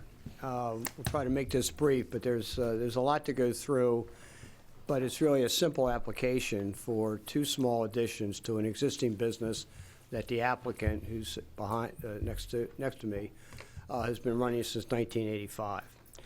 For some reason, you're going to hear a lot of arguments from the attorney and probably many of the people who are here today that think this is an application for a tavern and or a restaurant. That is unfounded. I don't know where they're getting it. As the board knows, we would have to make a separate application for a tavern as a conditional use or a restaurant for a conditional use. We are not doing this. The record clearly states that we are applying for a small addition to an existing store. So, with that in mind, we're going to say at the outset that we're disappointed at the opposition. We think we've been transparent. There have been some confusion over many, many months. This goes back, and I'm going to take the board through a brief history and then have the architect just show you the plans. I know you have them, and I have additional copies for you. Is he sworn in? Does Yes. he have to be sworn in? Yes. Everybody's sworn at this point, so. Okay, thank you. So, we first met with the Bologna Guineas Association about this property on August 2019. Had members of the Liquor Board, Councilman Henry's office, and the Planning Department. And that was to go over various issues relating to the operation. And that's where the idea at least began, that we were start expanding the liquor store rather than a restaurant that we had admittedly discussed with the association over 2 years ago. We then met with several board members on October 15th to review plans. There was some confusion. There was a wrong plan emailed to them, but we had the correct plans, which you're reviewing today. We subsequently met with 4 neighbors, immediate neighbors, on November 18th.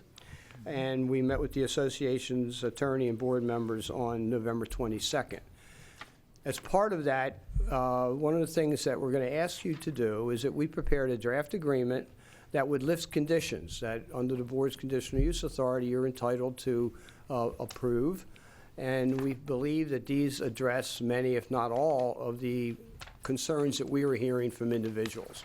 So we submitted that to the neighbors, we submitted that to the association. We've heard nothing from the association explicitly, but independent of that, we are going to ask you, and it's at the back of my letter, which I distributed to the board today, to adopt those if you are so kind to approve it. We have also been asking. Hold on one second. Yes, that's it. There's a Conditions that you believe completely address their Well, concerns? we've got no feedback on these from the members, but. Do they address prior concerns that were discussed? Yes, I mean, again, with the assumption that many people are here because they think this is a tavern. Mr. Holzer's own statement to the board says it's for a tavern. It's not for a tavern. Are there any plans later to turn this into a tavern? Are you willing to agree that this is not going to be a tavern? Well, any proposal for that would have to go back to the zoning board and liquor board. So we are not willing to put a restrictive covenant that prevents that we don't have a license, number one, for this. We have a Class A license. The conditions speak to that. Okay. And I would also say that we've asked the association for months now to have a general meeting. You can see there are people on both sides of this. Some people may be confused about what's being applied for. I think many are. Some people very much like what we're proposing, and in fact would like a restaurant and tavern even though we're not applying for it. So we've asked for a broad community meeting. For whatever reason, one was never scheduled. I'm sorry for that. Now, with respect to the meeting the requirements for this, there are two aspects of this that the boards needs to review and approve. The first is for a conditional use, and the second is for small variances. And I'm here today to testify as to why the board can approve these.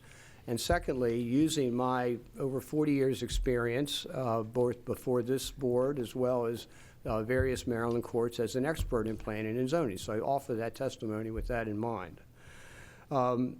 The expansion of the conditional use.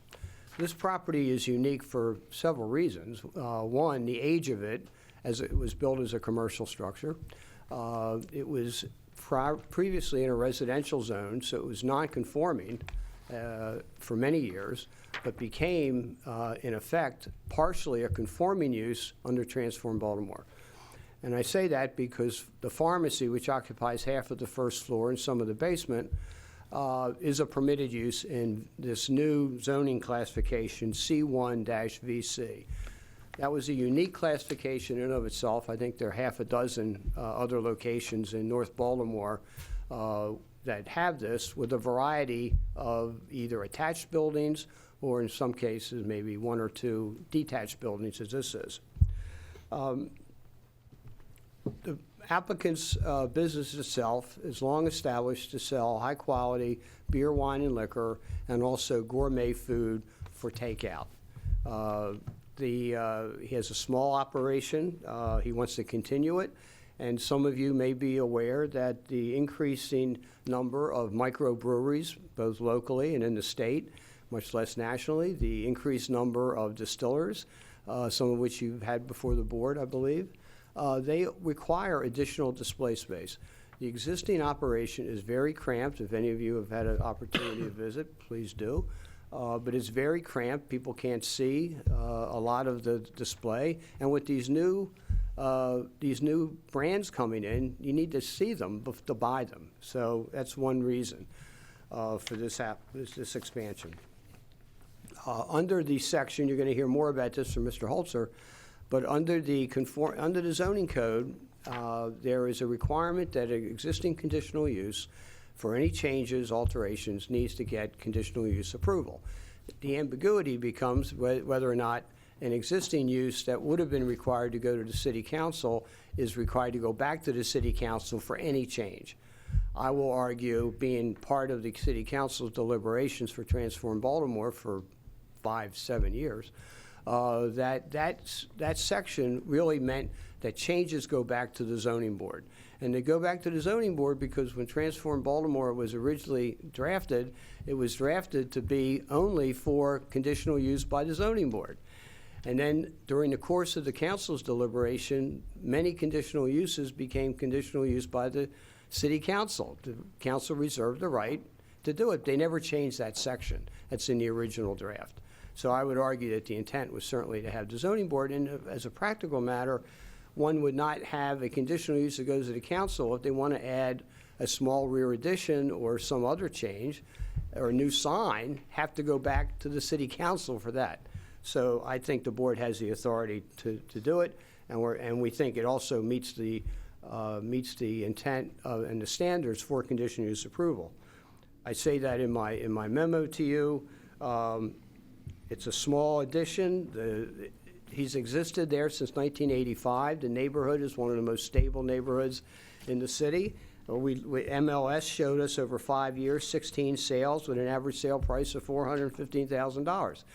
You're going to hear from immediate neighbors that do not feel that their property is impacted at all by this new expansion.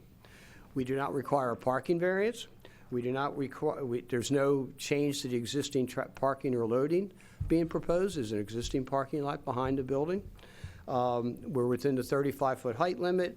We're building these additions. Even with that, we're 5,000 square feet less than what would be allowed under the floor area ratio maximum. But we're well under that floor area ratio limit. If you take the non-conforming sections and say that as a practical matter, you're allowed to expand non-conforming uses up to 25%, we're about 15%. So we're not maximizing the request by any means. Under the variance standards, we meet the variance standards as a unique commercial property. This is the only VC1 or C1 VC in this neighborhood. It's a single purpose. It's unique from that standpoint. And if you look at the regulations dealing with setbacks, which you'll also hear, we need variances for a side yard. But if you read the definition of what the setback is, and it's in the third page, a separate section, it says for the first 25 feet from the front lot line where structure is to be located, it must, my emphasis, build to the corner side lot line. So that would have us building in the front yard setback in front of the existing building. You're going to see plans from, which I can show you from Mr. Green, the architect, that said we wanted to maintain an historic-looking building. We wanted to match, if not set back from the existing setback, and not build up to the corner street line. However, in doing that, we now will interfere and go into the side yard setback, which is a green space, contains a very large, significant sycamore tree, which we're not touching. And we think it's a minor variance that the board has the authority to approve. And let me finish by just showing the board the plans of what this commotion is about. And you have these plans all in front of you. So we have the existing building facing Bologna to Mr. Schindler's side. This is the proposed front, this is the existing front elevation and the side elevation. These windows and the entire front was restored at considerable cost, along with the historic cupola. I think we spent over $175,000 so far as an investment in this neighborhood, independent of the addition. You can see the existing elevation, the side elevation and the rears are going to match that. So we're taking care to have a lot of windows facing the street. This is now a blank wall on this side. It's a completely blank wall at the exception of an existing former door and window that was restored. That's not going to be an entrance, it's just restored to keep the historic flavor. So that's what we're proposing here. Also, on the rear, there is an old shed that people were complaining about, so we tore it down. We originally received a permit. The complaints of some neighbors, they said, it's a conditional use, you have to go back to the zoning board. So the permit was rescinded. We said, fine. We then began the discussions with the neighborhood about the overall improvement plan. When we met on the 15th, the board, or the president, asked us to, rather than have further discussions, submit the application to the zoning board so we know exactly what you're asking for. So that's why we're here today. The shed and rear addition is actually, other than the conditional use, there are no variances. It's not in a setback. It's clearly a minor addition to the building. We're putting in 2 code-compliant bathrooms for our customers. We're adding increased storage, which we also need. And but there are no variances required for that, just a conditional use approval. We also have, this is a plan that shows the floor plan for the first floor, showing the display space, these stairs, which was in an earlier plan, which were removed at the request, I guess, in a sense of the community who we met with. We're not going to put them in. These would go down to the basement, but would have to go through an exterior wall, and we're not doing it. This is basically going to be a 1-story building. The original restaurant plan had this being 2 stories with a mezzanine for additional seating. We took that out. Also, the building is smaller than what was proposed for the restaurant, so we made those changes, again, to address neighborhood concerns. So that the addition is simply going to have a wider footprint, walking space, shelving, yes, more display area. That's correct. Other than the bathrooms that I mentioned earlier in the storage. So that's what it's about. We have a number of people, maybe immediate residents, that would like to say just a few words why they support this, if you would. Can I just ask a quick question. Your Yes. client, does he own the pharmacy as well? Pardon? Your client, does your client own the pharmacy as well, or is it? No, the pharmacy is independently owned. Okay. And not part, although we have a representative of the pharmacy here. Alex or anybody else? Who are the other people who want to come up? Yeah, come on. One other thing I would just like to say is. Sorry, state your name first, please. Bob Schindler, owner of the building. Excuse me? SCH, yes, sir. I've owned that we purchased the building back in 1993, and we own it now. I own 2/3 of the building. It's like a condo now. But the whole upstairs, I have the whole upstairs over the pharmacy and Pinehurst Wine Shop, which is just over 4,000 square foot. And for the 35 years I've been there, it's not insulated. You can only be up there about 3 or 4 months a year because it gets too hot, too cold.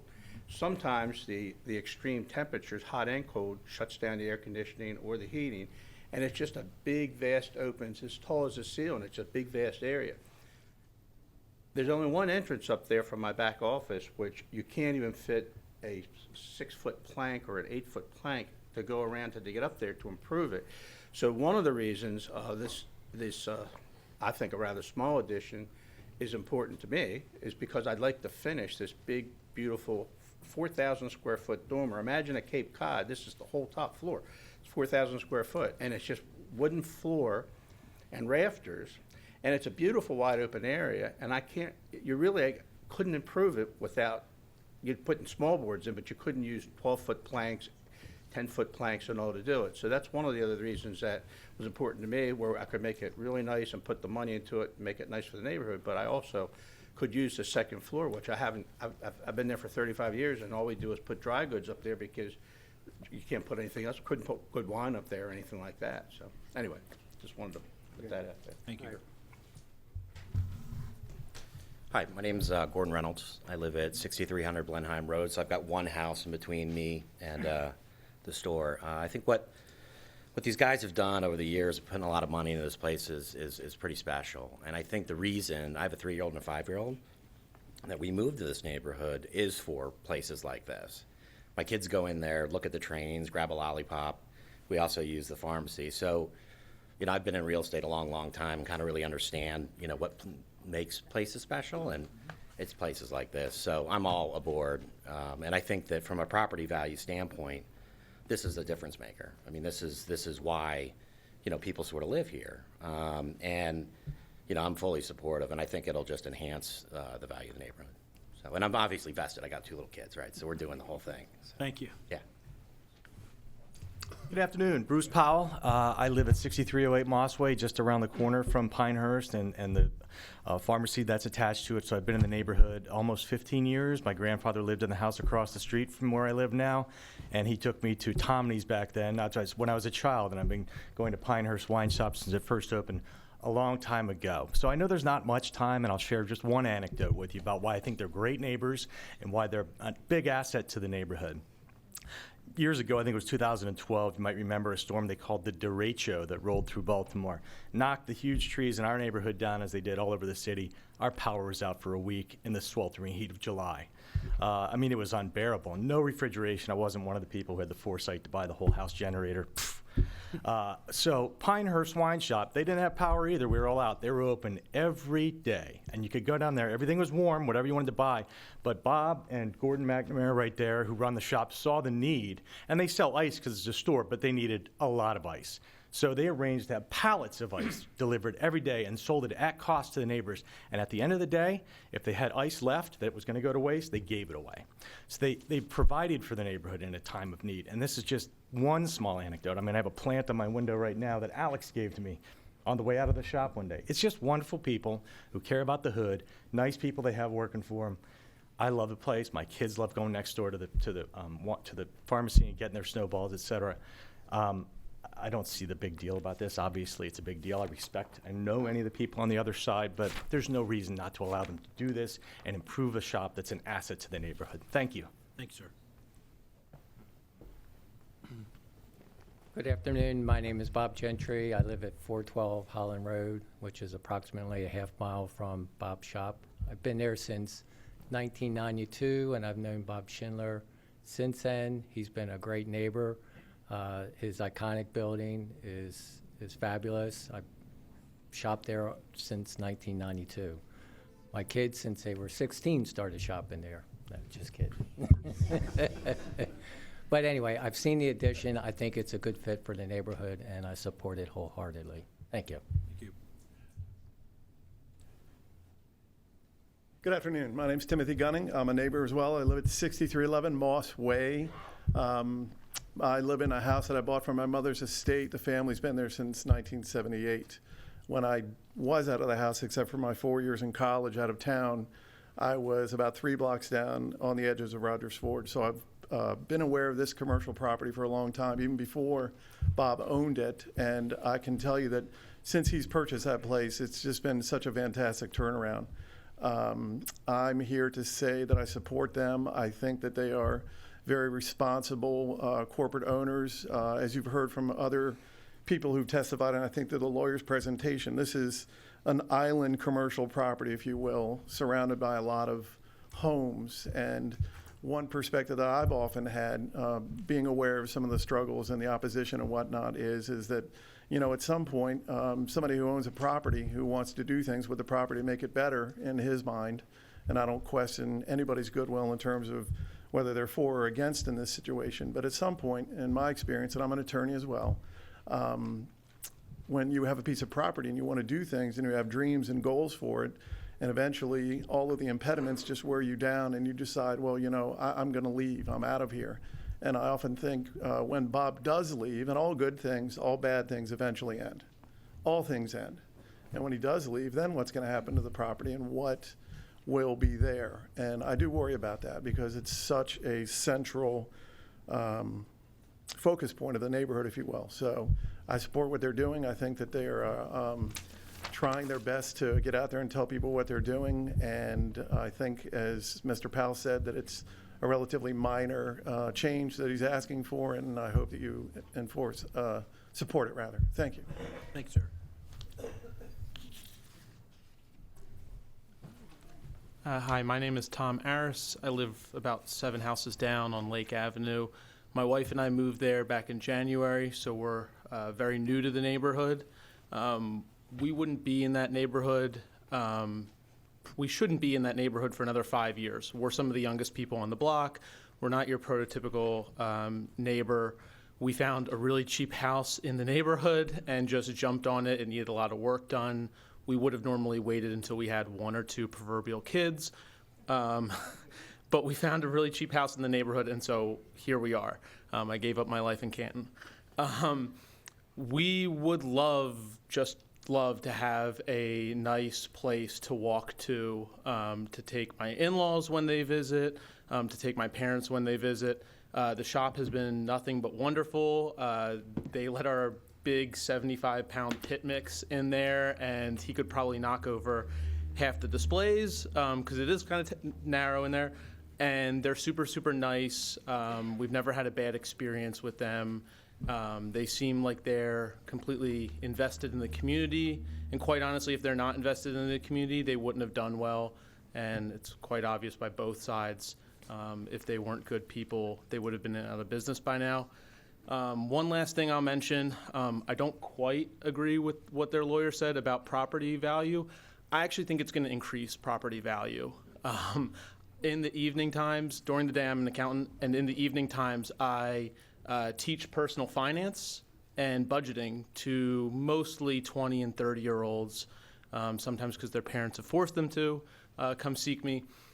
I know that the average couple nowadays has both spouses working, mom and dad, husband and husband, wife and wife. Everyone on our block has dual income, and everyone on our block actually that I've talked to has agreed and is on the support side. But because everybody works so hard, and both my wife and I work full time, we don't we don't cook as often as my parents did. And so it would be nice if we had somewhere to go. And so we do try to go out and get a drink or buy alcohol or get dinner. And so anyways, I do see how this is actually going to improve our property values going forward. Thank you. Hi, my name is Betsy Wendell. I've been a Ma'am, I'm resident. sorry, excuse me one second. Yep. Folks, if we cannot keep proper decorum, you will be escorted out of the building. All right? This is your second warning. All right? That's all I ask, is that you respect the folks speaking on either side of this issue, and you respect this board. Thank you. Good afternoon. My name's Betsy Wendell. I've been a resident in Rogers Forge, about a half a mile from the wine shop for the last 20 years. I own Octavia Boutique in the village of Cross Keys, and we've been in business in Baltimore since 1965. And as a store owner and merchant, I know how important it is to have merchandising space to display your merchandise beautifully. I only wish they had photos of the shop prior to their work that they put into this incredible building to show the before and afters. It's truly just a sparkling, shining spot in the neighborhood. So I'm proud to be a neighbor and also a customer. Thank you. Thank you. Hello, everyone. My name is Reza Davani. I live approximately 6 houses down from this establishment. I'm one of the corner houses, probably a 1-minute. R-E-Z-A, last name D as in dog, A, V as in Victor, A, N as in Nancy, I. We moved, my wife and I and our child moved into the community approximately 2 years ago. I don't know a lot about the history of what's happened before. I just know what I've seen. More recently, on Thanksgiving Eve, I had an opportunity to speak with a nice lady from the association who gave me a lot of information. I then immediately went over to the bar and I spoke to this nice bearded gentleman whose name I do not know from the business. And I just really, as an attorney, I kind of cross-examined both of them and tried to get a feel for what's going on. And I really got the vibe that it's very contextual in terms of what they're asking for and what the effect on the community is going to be. And what I mean by that is I didn't get the impression that this business is doing anything adverse to the community. I do walk my 3-year-old daughter Layla over there during the holidays to see the trains they have roaming around. I walk over to the pharmacy next door and we sit outside often and eat a grilled cheese sandwich and hang out there. And it's not a place that I see selling lottery tickets or having walls of cigarettes. It's not the type of place that I see bringing bad things to the community. I've always gotten good vibrations, and that's just the kind of energy that I think when you go in there, when you speak with the people who patronize it, you get. One thing I specifically asked the bearded gentleman was, is there going to be live music? I'm heavily anti-live music. I don't think that would be helpful. And I got an assurance that there would be no live music. And that was really the main concern for me. In terms of increasing space or the other requests they have, as I understand them without reading specific pleadings or papers, I believe I support that position, and I hope that we can give them just that extra little leverage to allow them to prosper in our community and continue contributing to it. Thank you. Last one. Okay, very well. My name's Alex Hoffman. My husband and I own the house at 6243 Bologna Avenue, directly across the street. We've bought the house 5 years ago. It needed a lot of work. We fixed it up. We've since welcomed a daughter. And we bought the house largely for school district, so we're planning to be there for a while because she's only 16 months old. So, we're very invested in Pinehurst Liquors being a good neighbor to us, given how close we are. We're literally can see them from our bedroom window. My professional background is in urban planning. I work in affordable housing development now. But I really appreciate some of the nuances here and what hurdles would be required for them to do any of the things that I think a lot of my neighbors are rightly nervous about, like opening a tavern, and recognize that there's a lot of process that would have to happen. Would a future proposal like that come to pass? So I really appreciate the applicant's offering of conditions to their operations. I think that goes a long way to mitigate a lot of the concerns related to these uses, related to hours of operation, special event type operations, impacts of outdoor operations, those sorts of things. I think really goes a long way to address the concerns of the closest households. I appreciate their willingness to work with us on that, and I think with those conditions, I'm comfortable with the application moving forward. I do think architecturally it's really beautiful. It fits nicely with the building itself and the surrounding context. So, Very well, thank you.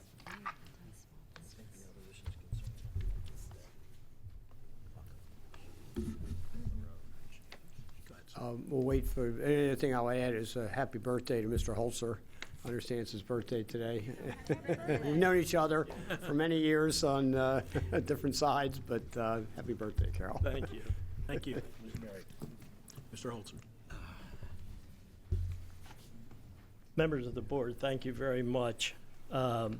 As you can tell from the many years he says we've been fighting each other, I've had 55 years of practicing law, mostly in zoning.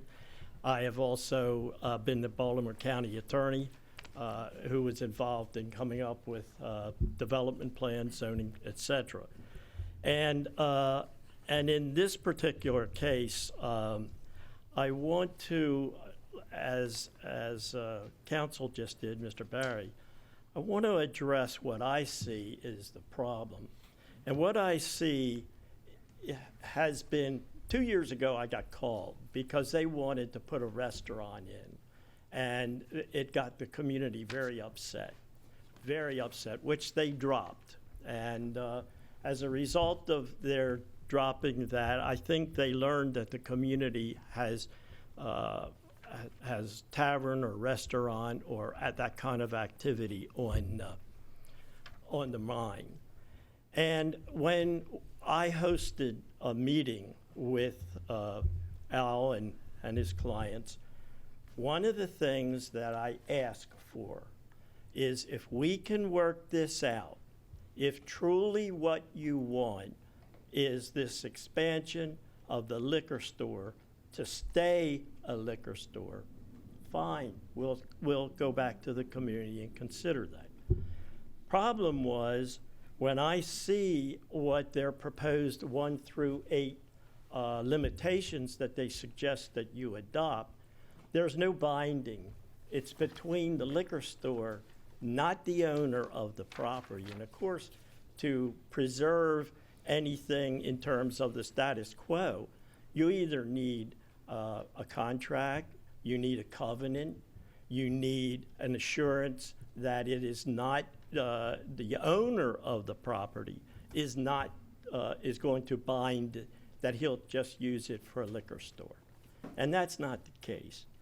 The other problem is that after 2 years, I sort of got out of the picture because nothing was happening, and Bologna Association was still doing their thing, trying to get information. And when they tried to get information, they got plans that were not the correct ones.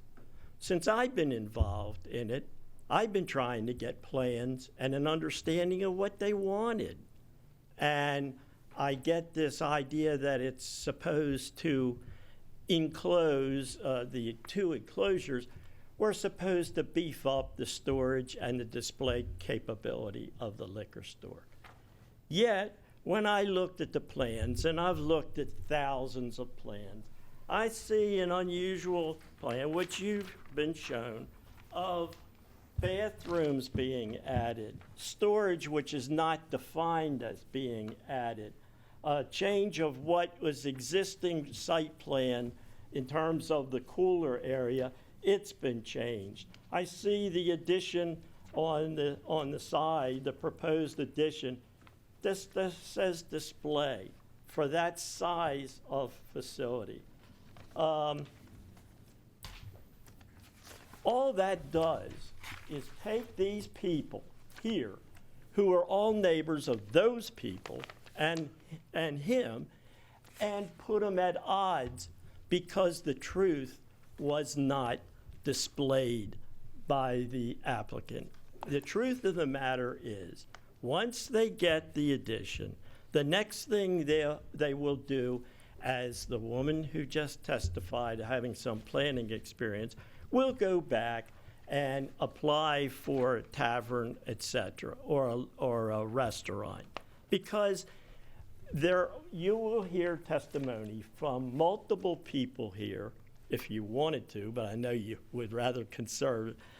You will hear testimony that they have personally received assurances or comments from people involved in the operation that they want a restaurant. It's that simple. So to poo-poo that whole idea that the community is off wandering around, no, they're not. Mr. Holzer, in order to get a tavern at this property, what would have to occur?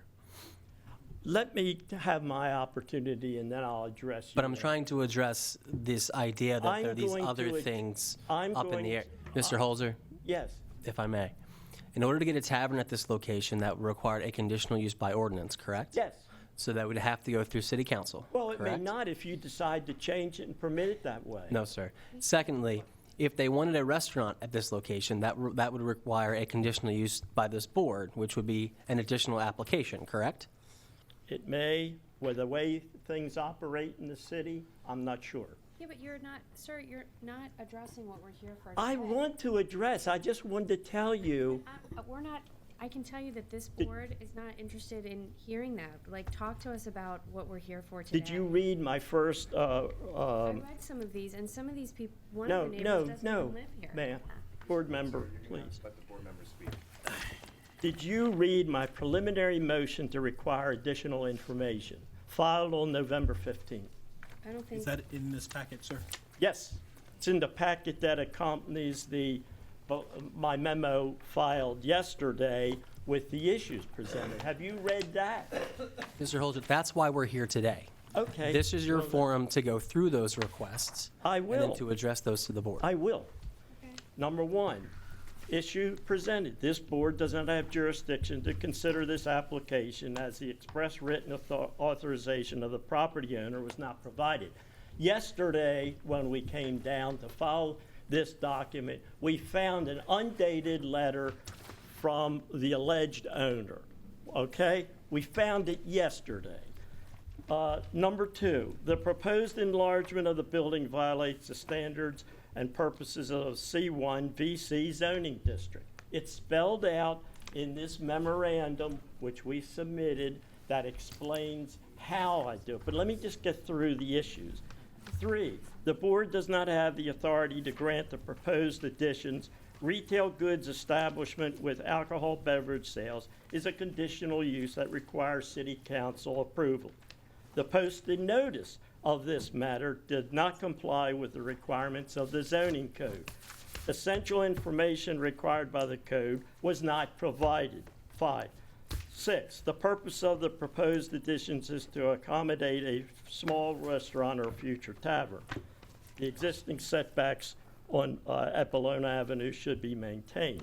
Now, what does all that mean? It means, in my opinion, I'm a lawyer. Lawyers usually like to apply the law. The law in this case and the code, the city code, is not being complied with in multiple ways, which we have described here. So, for instance, the proposed enlargement of the building violates the standards of the C1 VC zoning district. Zoning Code 10203B describes what the zone is. And then under Table 10401, according the C1 VC district limits what can be done in terms of all other commercial uses up to 1,600 feet. We have gone through on page 3 of this memorandum the analysis of what the existing liquor store, what the existing business establishment, and this would be quadrupling. Just this addition that are being proposed would be 4 times the size allowed for liquor stores and taverns, and exceeds the 3,200 square foot maximum for residents. See Section 14201. No structure or land may be used or occupied except in conformity with the regulations of the zoning district that it's in. To enlarge this building will violate C1 VC. Okay? So it's a question of law. You all have to look at the zoning code and make a determination, not based on somebody coming in and say we love it, not based on someone that comes in and says we hate it. Okay? That's your responsibility. The board does not have the authority to grant the proposed additions. Retail goods establishment with alcohol beverage sales is a conditional use for the city council. Section Table 10-301, Section 1-212B1, small 3. The existing, which indicates that a use is a conditional use within the zoning district requiring approval by ordinance of mayor and city council. Existing liquor store was a non-conforming use under the prior zoning map, 2-203D. The city council reserves its right to do this. The posted notice, you know, when you criticize the community for not knowing or not being able to understand or being out in left field, the zoning code, the code that you all have created and established and are supposed to enforce, 5-602B. Notice of the hearing must be given. 5-602C, the posted notice must include date, time, and purpose, the description of the name of the applicant, who is Mr. Berry, description of the property, the potential use of the property. It says under this section, it's legally deficient. The sign does not state the actual purpose of the hearing. The terms variance, conditional use do not appear on the sign. So if I'm standing there trying to read the sign to find out what I'm going to face in front of you this afternoon, I wouldn't know it. And the code requires that. The use of the proposed addition is not included, left open to speculation. That's the fourth issue under my memorandum. The fifth issue, essential information required by the code were not provided. And I would adopt my first motion here that was sent in on the November 15th, I believe, in which we laid out all of the things that were missing to provide due process to citizens that were concerned one way or the other. And it was not there until I received at 11 o'clock today an email from Mr. Barry, which I also want to touch base on. Number 7, the existing setbacks should be maintained under Table 10-401, discourages change to existing setbacks for structures in the C1 VC district. You've got to read the district, find the limitations, and then address this issue of whether or not that can be done.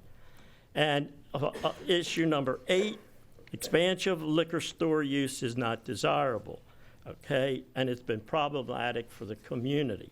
Now, having said that, we have attached an appendix that verifies all of this material that I've attached as part of the memo. Now, let me address in my short time that I can. Joan, sit down. Mr. Barry's letter to me today talks about the conditional use. Hold on, sir. Yeah. Do we have a copy of that letter? Yes, I think you've been reading it. Yeah, he sent me a letter. For the first time, the applicant specifies a requested conditional use for the structural additions retail with alcoholic beverages. He states that this use of the new structure additions may be approved by the board, even though the zoning code gives the zoning board no authority to approve retail with alcoholic beverages in the C districts. There's no basis in law for that claim.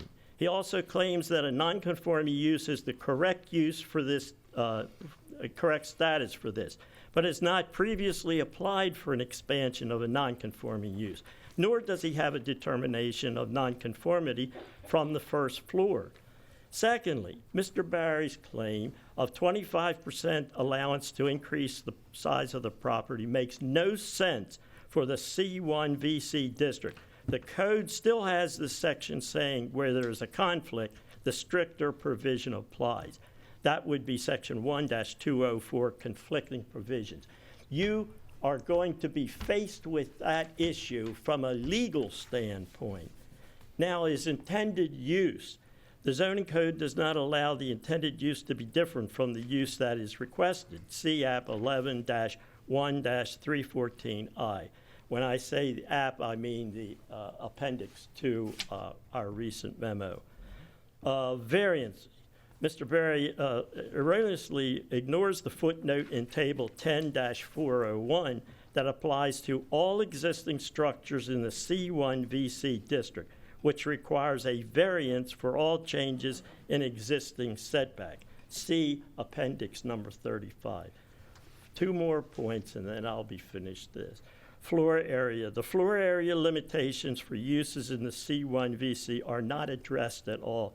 The zoning code does not provide for retail with alcoholic beverages to exceed 1,600 square feet of floor area. It also does not provide for restaurants to exceed 3,200 square feet. If you read my memorandum, the pre-hearing memorandum, you will see we have set out all of the square footage areas and how this would exceed all of those. Not be well under, but exceed them, and it's set forth. And finally, one last thing which I may have talked about, and that is the proposed limitations of 1 through 8. If I represented your neighborhood and you wanted to ensure that your neighborhood was protected, I would never let you rely on this proposed agreement for the simple reason it's not from the property owner. It's not from the property owner, it's from the liquor store who could be out of business in the next year. And so then where does your limitation go? It goes nowhere. You have a problem. Nothing in the way of a binding covenant. And I tried to work out a binding covenant when we met in my office. And unfortunately, this proposed agreement does not meet that. So I think this board, and I certainly don't want to tell you how to do your business, but it seems to me that all the board, before you have to take a vote, should read the prior violation preliminary motion requesting by me a postponement of this hearing, which was denied. It's on. But for the reasons why things that what were supposed to take place below on the sign did not take place.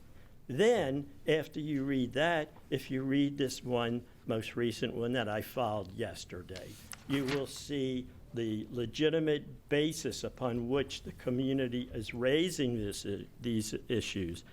And finally, since I didn't have time to write a written response to Mr. Barry's letter or email to me of today, if the board is going to take time, I would request the opportunity, but I'll basically just put in what I've jotted down here in terms of my preliminary response.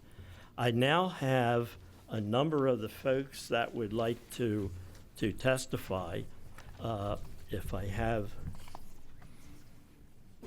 I just wanted to make sure the memo and the appendix are all in the record, are they not? We do need to be sure of that. The memo and the appendix you have, Mr. Baumgartner? That's correct, Mr. Chairman. The second memo with the appendix was submitted yesterday. We could certainly take a brief 5-minute recess if the board wants to read through that. There are a couple procedural issues that I'd like to address just very briefly. First, go ahead. Are all of these people planning to speak, Mr. Holster? Well, I had 10 on the list. We'll see how. We were going to limit them to 20 minutes, right?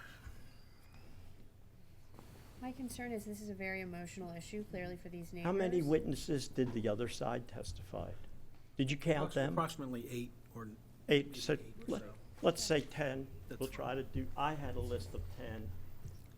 and I had the order that they're supposed to be called, so I can help the board.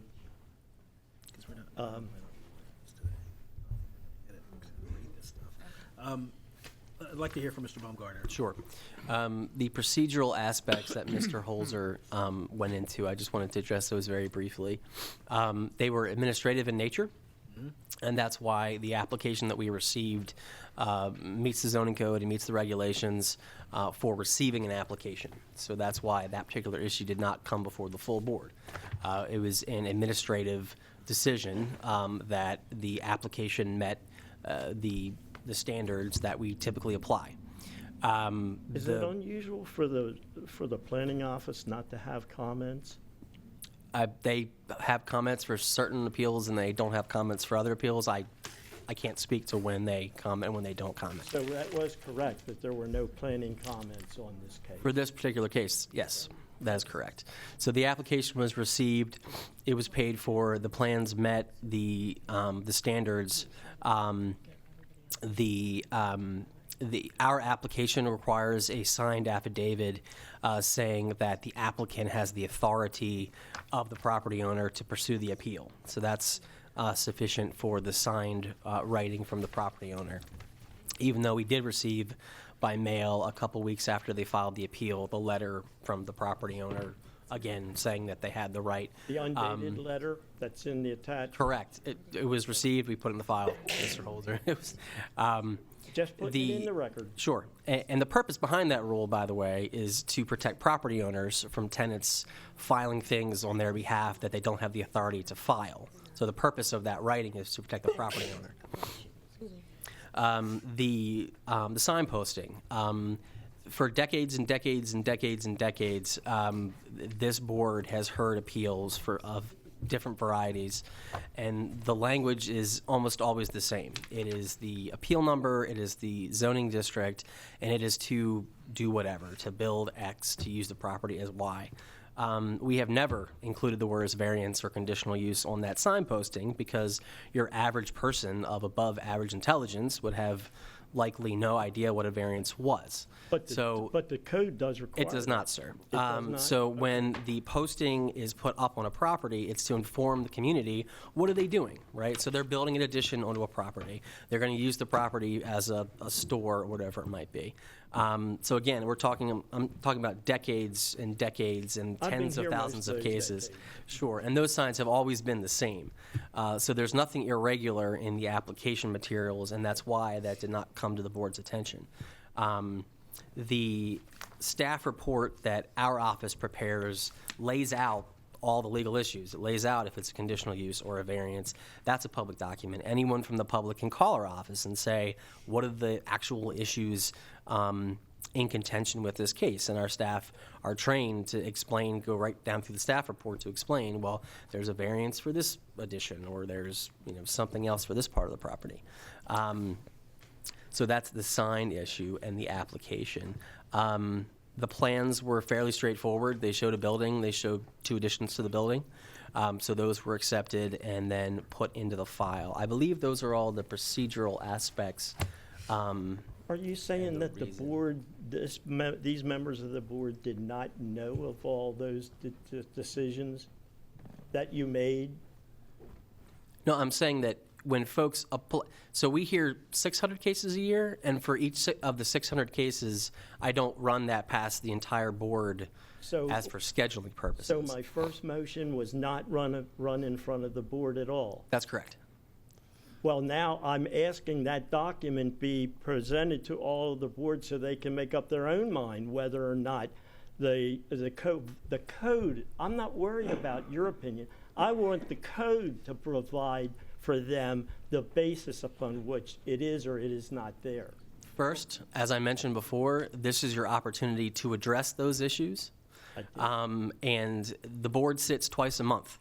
So it is not possible that we can bring every matter brought before the board prior to a hearing. But that's why we have, and that's exactly what I'm saying, is this is your opportunity to address those issues before the board. I've read this, and it's something we'll discuss in deliberation. Okay, that's fine, as long as the board has, yes. Well, no, and I've read the whole thing, and I've also read your pre-hearing memorandum. so. That's fine. Yeah.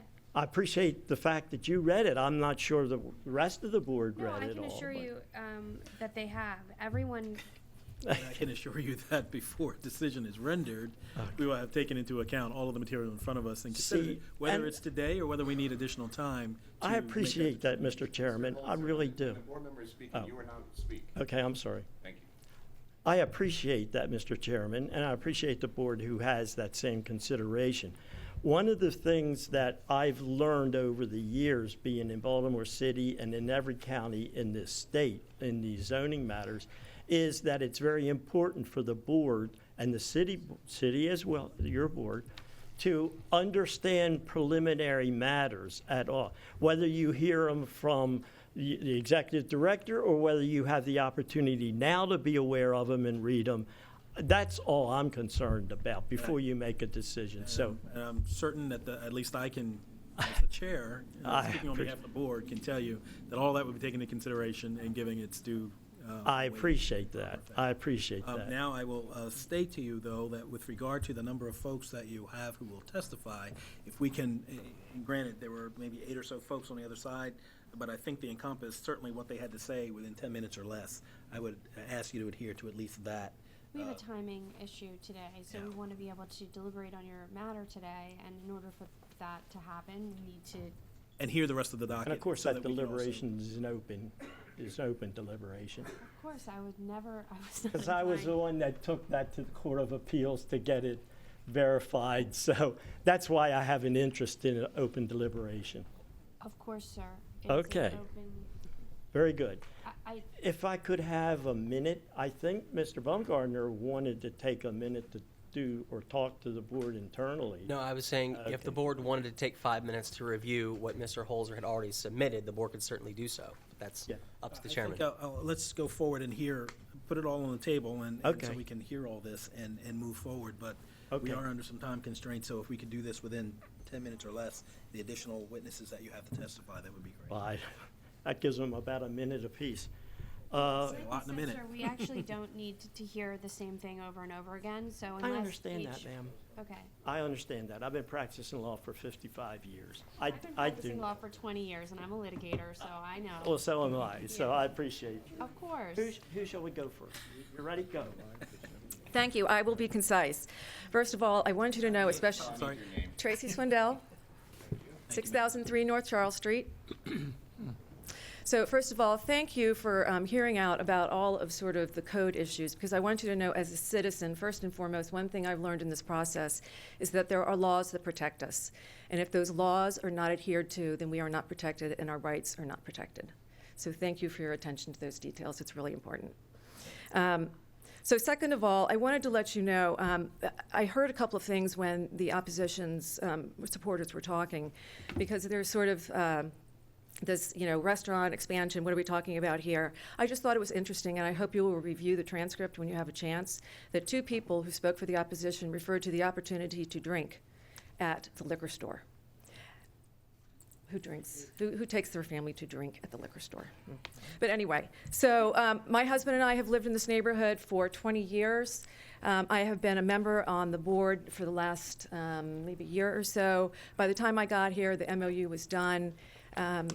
It was out of the kindness of their heart. Transform Baltimore, in its wisdom, said, no, there should not be a liquor store in your neighborhood.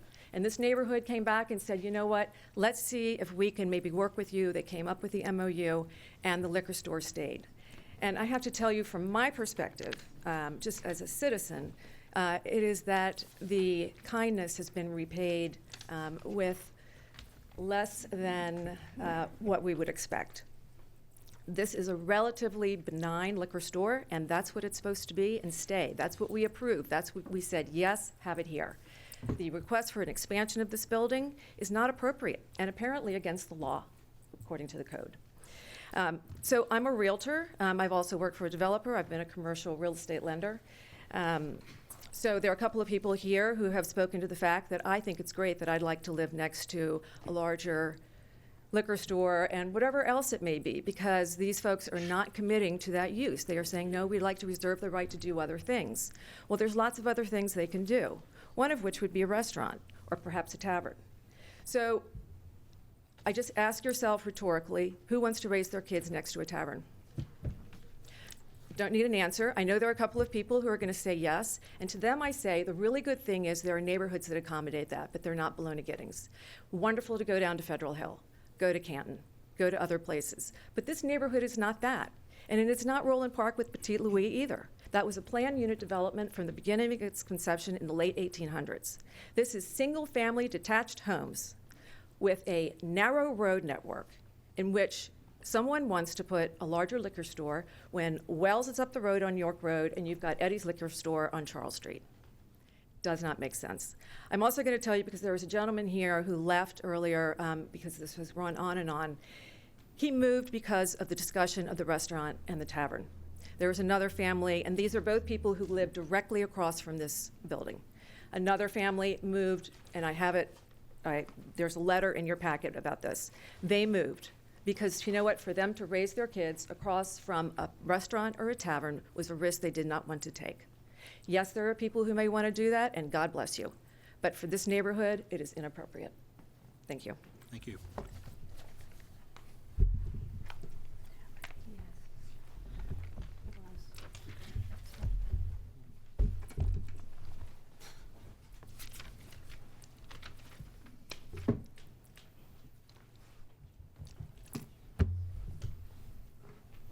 Good evening. Good afternoon. My name is Theo J. That's Ndje, my last name. And I am the neighbor directly adjacent to the. Did you sign in, sir? I don't. You have to spell your name for me. I was looking for it on the list, but I don't have it. Just spell your name. It's Ndje. That's your last name? Yes. Well, what's your first name? Theo, Theo. Thank you. Okay. So my property is directly adjacent to the parking lot. That is subject to an expansion. My wife and I live at Giddings, 195 Giddings Avenue, and we've been there for 11 years. And we do not support the expansion of 6242 Bologna Avenue. We do not support that. The reason being that because of our proximity, any changes at the liquor store, we are affected directly. For example, the parking. The liquor store has a parking space of maybe 15 cars, 10 or 15. And there is a spill out. Right now there are cars parking, blocking my driveway when I'm coming. And then I can show you the pictures here. I don't need to see it. Take your word for it. You can flip. Sir. He didn't need to see. I don't need to see the photo. Okay. Keep going. Okay. Okay, so we have a parking issue. And we have noise when the truck dumpster comes sometimes at 3 a.m. in the morning. And at that time, the whole family is up because of the noise. Does the truck come, whether it's the size it is or a larger size? The dump truck come to pick up the dumpster. I understand. My point is, what's that got to do with the proposed change in the size? No. What I mean is that what I want to say is that the expansion, this expansion with the potential to lead to a restaurant or a tavern. I'm going to interrupt you for 1 second. Yes. And let's just make this abundantly clear. We are not discussing a tavern. Yeah, we're not. We are not discussing a restaurant. The only thing that is before this board at this moment is the expansion. Yeah. Not tavern, not restaurant. We don't need to hear about tavern or restaurant because it's not before us. Okay, let me cut it short. Thank you. So let's face it, the expansion of the liquor store is no way for the enhancement of the neighborhood. In fact, it's going even to lower the value of our properties. Because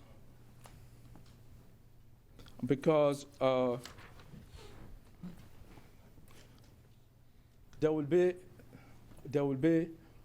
from that expansion of the liquor store, both sides. For example, the uniformity of the neighborhood, or the houses will change. And I moved there.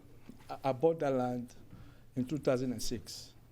When I bought my piece of property in 2006, I was concerned about the liquor store. And so they told me that the land behind the liquor store, the parking, that the building will never change. It's not going to change. It's not going to be modified. The use of the parking lot will remain as residential back then. So that's why we bought the property. And I'm going to ask you to sum up, sir, because you got Yes. folks behind you. yes, You got parking, there are parking changes issue. in the building that you were told will never happen. Yes. And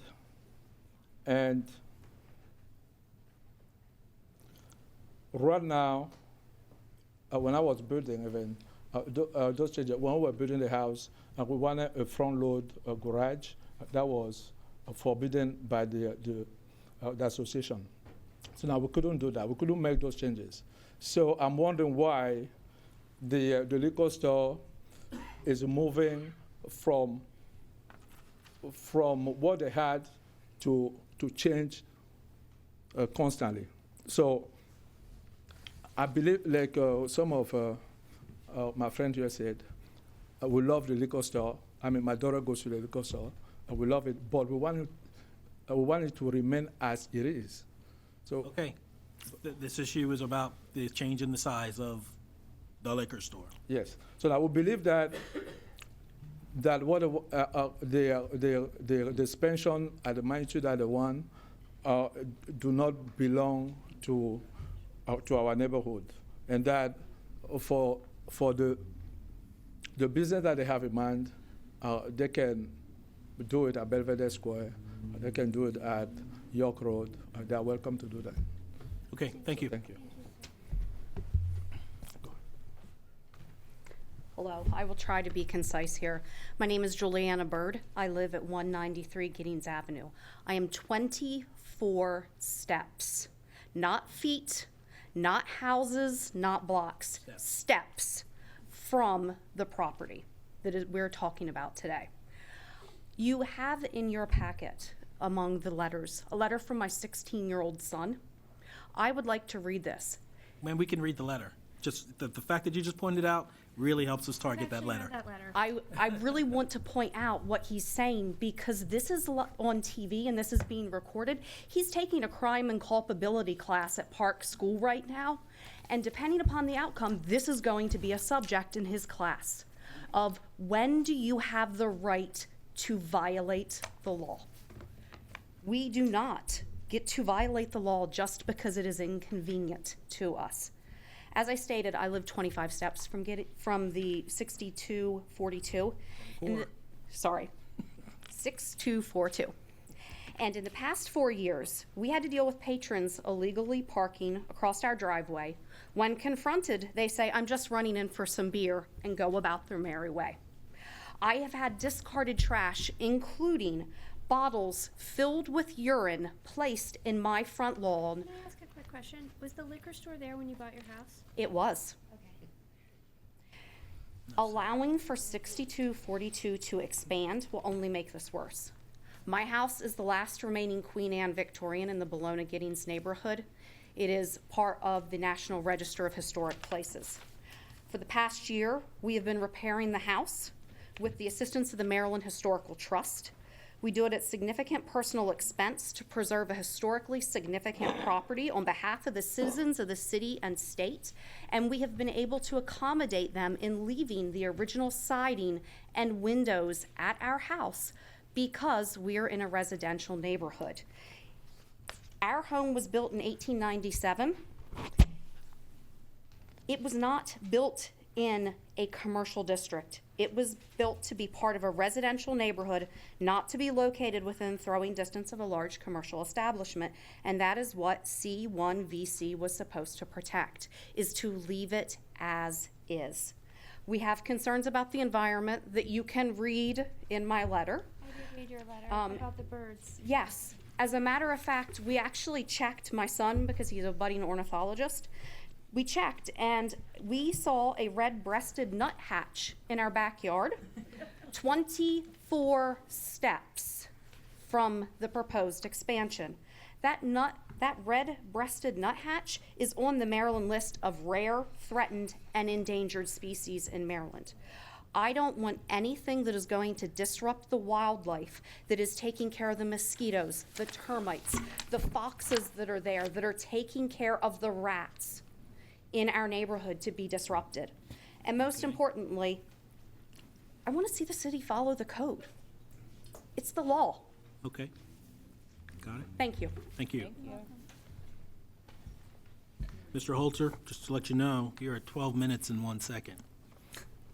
For purposes of the record, I think we've done 4 witnesses for the protestants. We have 1, 2, 3, 4, 5, 6, 7, 8 more witnesses to go. I thought you said you only had 10, that's 12. Okay, even if it's 10, I want all 10 to have the opportunity. It's a violation of due process for us. Mr. Holzer, and with all due respect, sir, it's not the number of witnesses, it's the content of what they have to say. Every one of them has not been duplicative of the other. I'm not saying that they have, sir. Again, well, for the record, we recognize the issue of changing the neighborhood, the increase of the size of the building that might, Parking, trash, all those wildlife. things. We know, So if and we can continue to read. Go ahead, sir. Hello, I'm Eric Salatel. I live at 208 Giddings Avenue. I am 4 houses between us and Pinehurst Liquors. In 2012 and 2013, I was a beer sales rep for Legends Limited Distribution.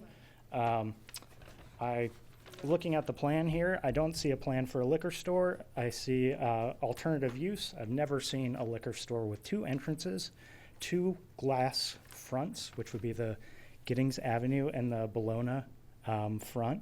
Also, amongst that, as has been pointed out, there's 4,000 square feet of attic. They're adding 1,325 square feet to the first floor. I take that to mean that there's 2,000 square feet of area currently, which is a 66% increase in the building. On top of that, I have a commercial driver's license from 2013 until present. With that, I'm aware of the restrictions on the road of 3/4-ton vehicles going north, east, west, and south of the location. In your packet, you should have a picture of a delivery vehicle parked across the street, blocking traffic, unloading. As well, there are many photos of accidents on Giddings just in front of my house. I cannot speak to the whole neighborhood, but I assure it continues on all other sides. I did not submit the pictures with his letter, so you better offer them to the chairman. There's a single car accident. Well, Another single car accident. are these, Are these accidents as a result of people coming in and out of this liquor store? I cannot say for certain. then why are you showing them to me? Here is a Sir, truck parked in front of Giddings. What is the accident? We're adding demonstrate? alcohol, more alcohol. They do tastings with their growler sales. They do that now? Yes, they currently do. Okay, so they will do that if the building is enlarged? Yes. And then here we have a truck parked in front, unloading. You can see the driver at the back blocking a lane of traffic. And that was, I believe, Blocking a lane of traffic with the building the current size as it is, correct? Yes. So, larger building, more beer, more deliveries, more blocking traffic, more traffic issues. Okay, traffic. And that's all I have to say. Thank you. Thanks so much. Hello. Thank afternoon, you for ma'am. your time this afternoon and your patience. My name is Robbie Rawl at 192 Holland Road. I am also an immediate neighbor who was never involved in a number of the meetings that I've since learned have happened at this shop, was not invited. Out the whole back of my house, I just look across a vacant backyard and right into the liquor store. So if you look on a map, it looks like I'm around a full corner, but I live close enough that I can smell when employees are taking smoke breaks. I do appreciate that one of the owners has begun vaping instead, so I don't smell it any longer. We can basically read license plates off the cars in the parking lot, so we're very close. My husband and I bought the house 10 years ago, specifically looking to buy in the city. Our careers are invested in the city. We now have, it's 10 years later, 3 children. Only one of them is school age so far and goes to city schools. So we are here for the duration, we hope. Our home is our dream, and we would like to stay there. We appreciate the small business that's currently there, that currently fits the footprint of the neighborhood. It is not meant to be a commercial center. You've heard that. The applicant retires in a few weeks, right? So he has this long track record, but he told us he retires in a few weeks and takes the largest profit margin of the business with him by taking his fine wine business. So what happens then? Right? Can we count on, what can we count on? Not knowing who is going to run the business from here after the first of the year. I'd also like to highlight, I'd like to enter into the record, well, it is in the record, affidavit of a conversation that I had with Mr. Mitchell Kromsky, the pharmacist next door, who told me verbatim that it is a restaurant that is going in that space. And even with the price point down to the gourmet burgers that are $15 to $18 that he's very excited are going to go in that space. I love going to the soda fountain. I love going there. But the questions we have on the plans, the questions with this, I know you don't want us to speak to this, but we're worried this is a Pandora's box. Understood. Since there's no covenant that has been agreed to, that this is going to be a liquor store, that is a persistent concern, right? Please understand, it's not that we don't hear your concerns about the restaurant, there's just nothing we can do about that today. So. Thank you. All right, we understand this footprint will make it more possible for a larger commercial center. The existing building is what fits well. I'd also like to enter into the record these photographs of. They are of what, ma'am? They are taken by an owner, I presume, posted by an owner on a public account online, and of owners of parties happening in the basement where there are many open bottles of alcohol and food being served. And it is my awareness that this has only ever been a packaged goods store with limited tastings allowed. Thus, our concerns about not having specific details and then finding other things, other ways, make us very concerned. So, okay, thank you very much for your time. Thank you. My name is Don, last name is Strook, S as in sugar, T as in tango, R-U-K-E, just like Duke, only Strook. I live at 6303 Boxwood Road, been there for 22 years, my wife and I. And the only point I want to make, you all represent not only the citizens of Baltimore, but government. So one department you represent is the Department of Property Tax. Every house in this neighborhood is going to lose value with what I'm hearing here today, what I know, what I'm listening to. So next year, 2 years from now, how much will the city lose in property tax revenue because of this? That's all I have. Thank you. Thank you, sir. Barbara Hanson. I've been on 6301 Boxwood Road since I was 5 years old. I want to say a word on behalf of the kindness of this neighborhood. We allowed them to take a residential property and hard top it so that they would have a parking lot. In return, we have a big, noisy container that a truck dumps, and not always at a good time of day, as the man said, 3 o'clock in the morning sometimes. In addition to that, as a businesswoman and a professional, we have known over 2 years since they first came up with this restaurant that they have no business plan, and I suspect at this moment there still is no business plan, not one that's viable and realistic. And I thank you for listening. Thank you, ma'am. Good afternoon. My name is Carmen Zuniga, Z-U-N-I-G-A. I live in 6216 Mossway. I bought my house like 3 months ago. I moved for 21210 from next to Johns Hopkins University to 21212. Like next zip code. Why? Because all the people that I see every semester were different people, and I was tired, and I get almost carjacked because I didn't know who were those people. I moved to a neighborhood that I want to have the same faces every single day. I don't want to change the faces. If we extend, it's going to be more. And my question is, why to extend if we have a liquor store in Charles Street and in York Road? There is no sense to extend something like that. There's no sense. You know that police, we are 60% under the budget. There is only 16 police cars. We have a problem with the police, and we need to resolve our city problems, not to bring more problems to the city. I have the video if you want to see how is our street. I don't know if you know how is our street. And it's everything residential. I have 13 years doing real estate, and of course the value of the properties are going down for sure. Nobody wants to live next to a garbage can or a lot of disturbing people around. Of course, it's gonna come down, real estate, of course. I invested more than $120,000 in my house. I just bought it. Why? Because I believe in Baltimore City. I believe in the people, and I thought that it's never gonna change. Well, I think it's very unprofessional to send one letter today, is my opinion. Why? Something fishy? Why to extend to more bathrooms? I don't understand the question that I had in my head. Thank you. Thank you.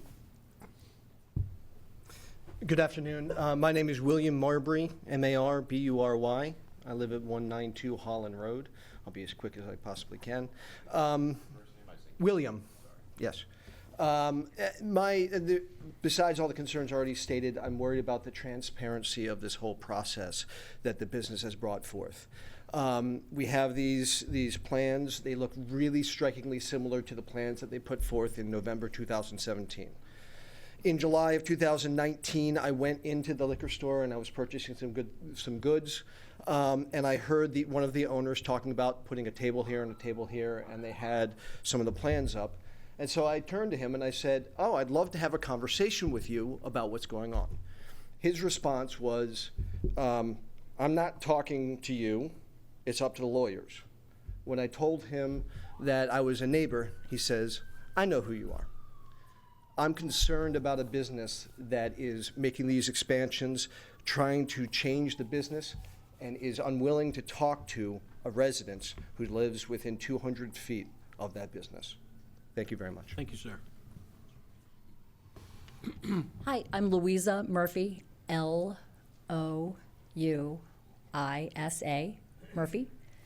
I live at 102 Giddings Avenue, so very close by, within sight and sound, probably not smell, of the current store.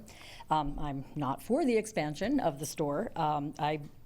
Basically, we live in a very historic district. We like it the way it is. If they butt out to Giddings Avenue, it's going to change the entire avenue. The entire historic avenue will be changed by this one little butt out. I also just didn't move into an area where I thought that was a possibility. There was an MOU made by the neighborhood with the liquor store to allow them to become commercial. And if we had contemplated this possibility, and by the way, Bill Henry helped us with this wording, and I don't think he contemplated it either. If this had been contemplated, we would have put words in that MOU that would have precluded this whole problem. But we didn't do that. So here we are. A lot of the neighbors who live in Bologna Giddings are not young. 40%, actually, I think it's close to 70% of the residents of Bologna Giddings are over 45 years old. They don't want this expansion. They don't want it if it's just to sell more beer. They don't want it if it's some other use. They don't want it. We had a meeting a couple years ago. Over 100 people came. 90% of them said no. But these guys have just, persisted. They want to do something. Somebody wants to make some more money. We all want to make more money. But this is not the way to do it. It's not the appropriate place, nor is it fair to everybody else who's lived in the neighborhood and come to the neighborhood because it is residential, not commercial. I mean, there's plenty of places, York Road, do that there. Also, I'll just add that we do think there will be more crime if it's a larger liquor store. The reason why it's not a problem liquor store now is because it's small and it closes early. Guess what? If you make it bigger, it's not going to be small. I just did a drive along with the police a couple Saturday mornings ago.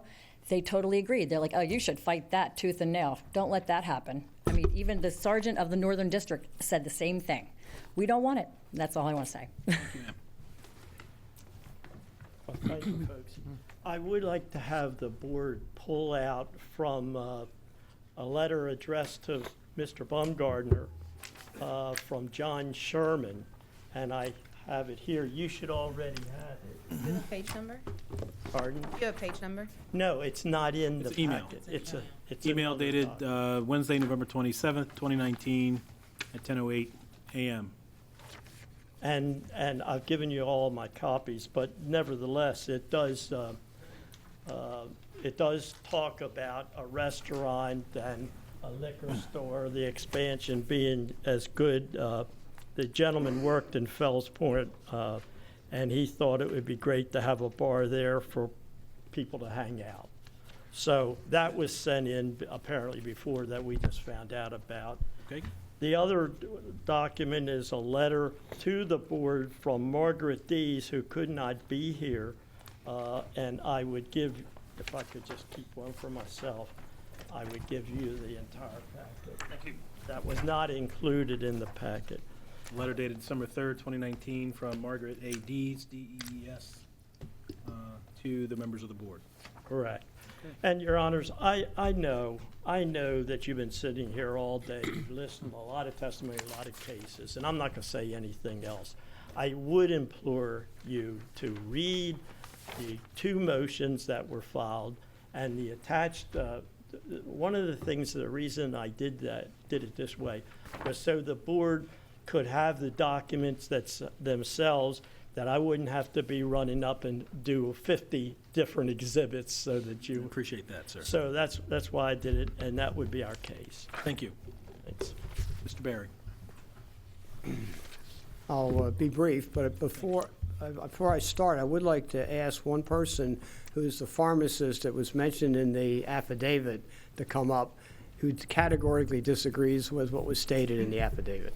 For the He's record, still here. let's hear it. Hi. Hi, sir. Have you been sworn, sir? Yes, I stood up at that time. My name is Mitch Kromsky.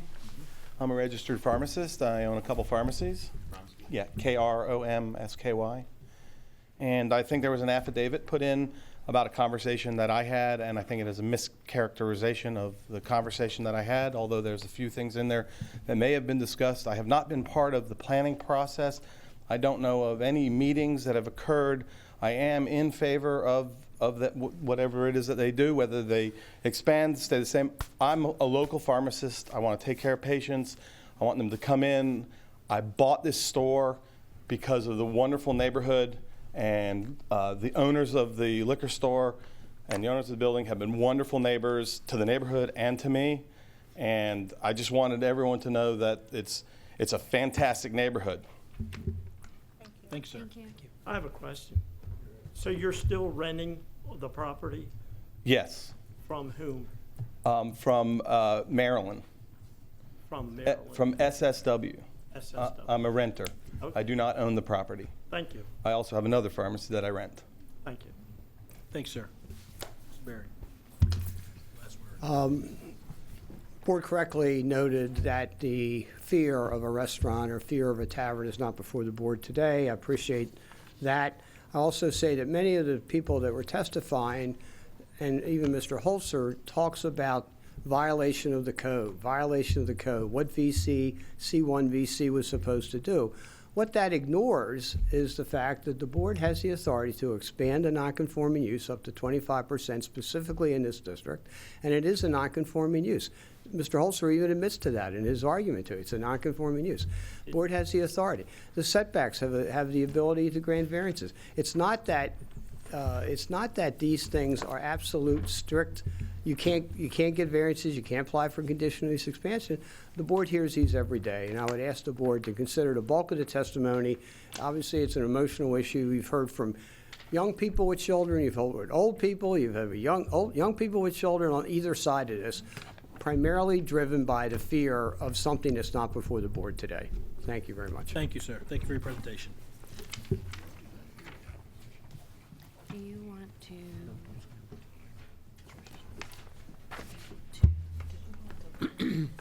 Sorry. Set for deliberation. Well, do we want to do it now? I've got to go. So you can vote. We still have two, we still have four more. Yeah. Yeah, I don't think, because there's even stuff I want to read. No, but do you want to deliberate on the other ones now, Rid? I just, And What's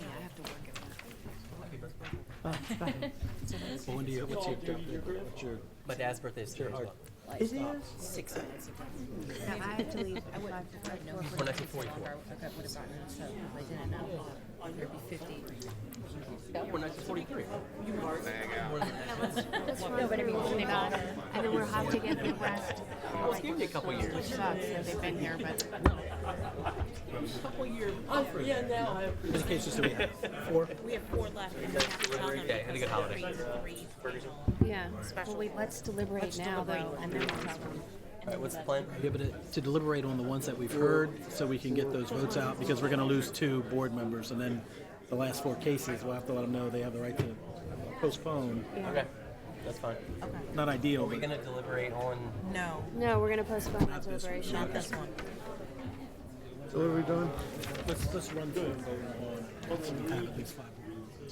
Documents about the 25%. Because that's not true.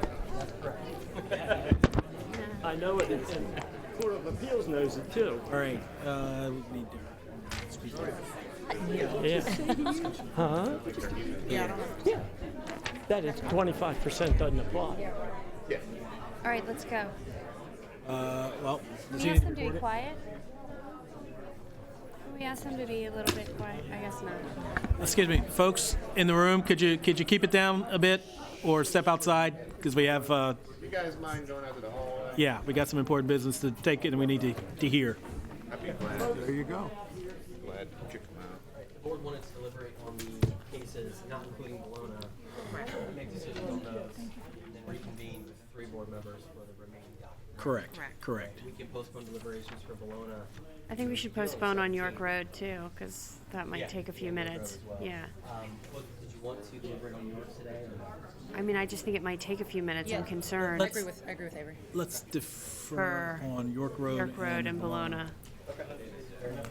I'm a yes on Hartford Road. Which York Road are we talking about? You talking about the First drive-through? one? Yeah. Not the Popeyes, because there's 2 fast food restaurants on York Road that we have to talk about. The Yeah. Burger King, 60. The first one, start from the top. 6309. So we're ignoring that first one. We're Yeah. going to defer deliberation on that. Okay. Now we're going to go from the top. Okay. 2019.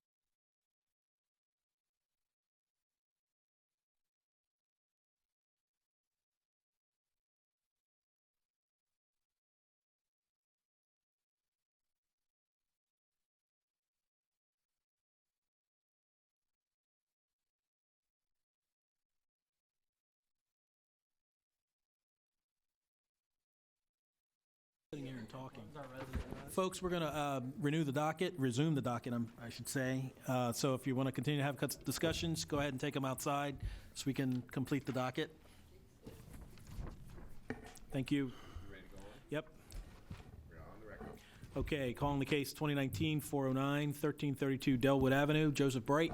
Yes, sir. Good afternoon, sir. This is a request to use the premises as 2 dwelling units. Yes, sir. All right. Do we have any staff reports? Oh, sorry. Let's get you sworn. Yep.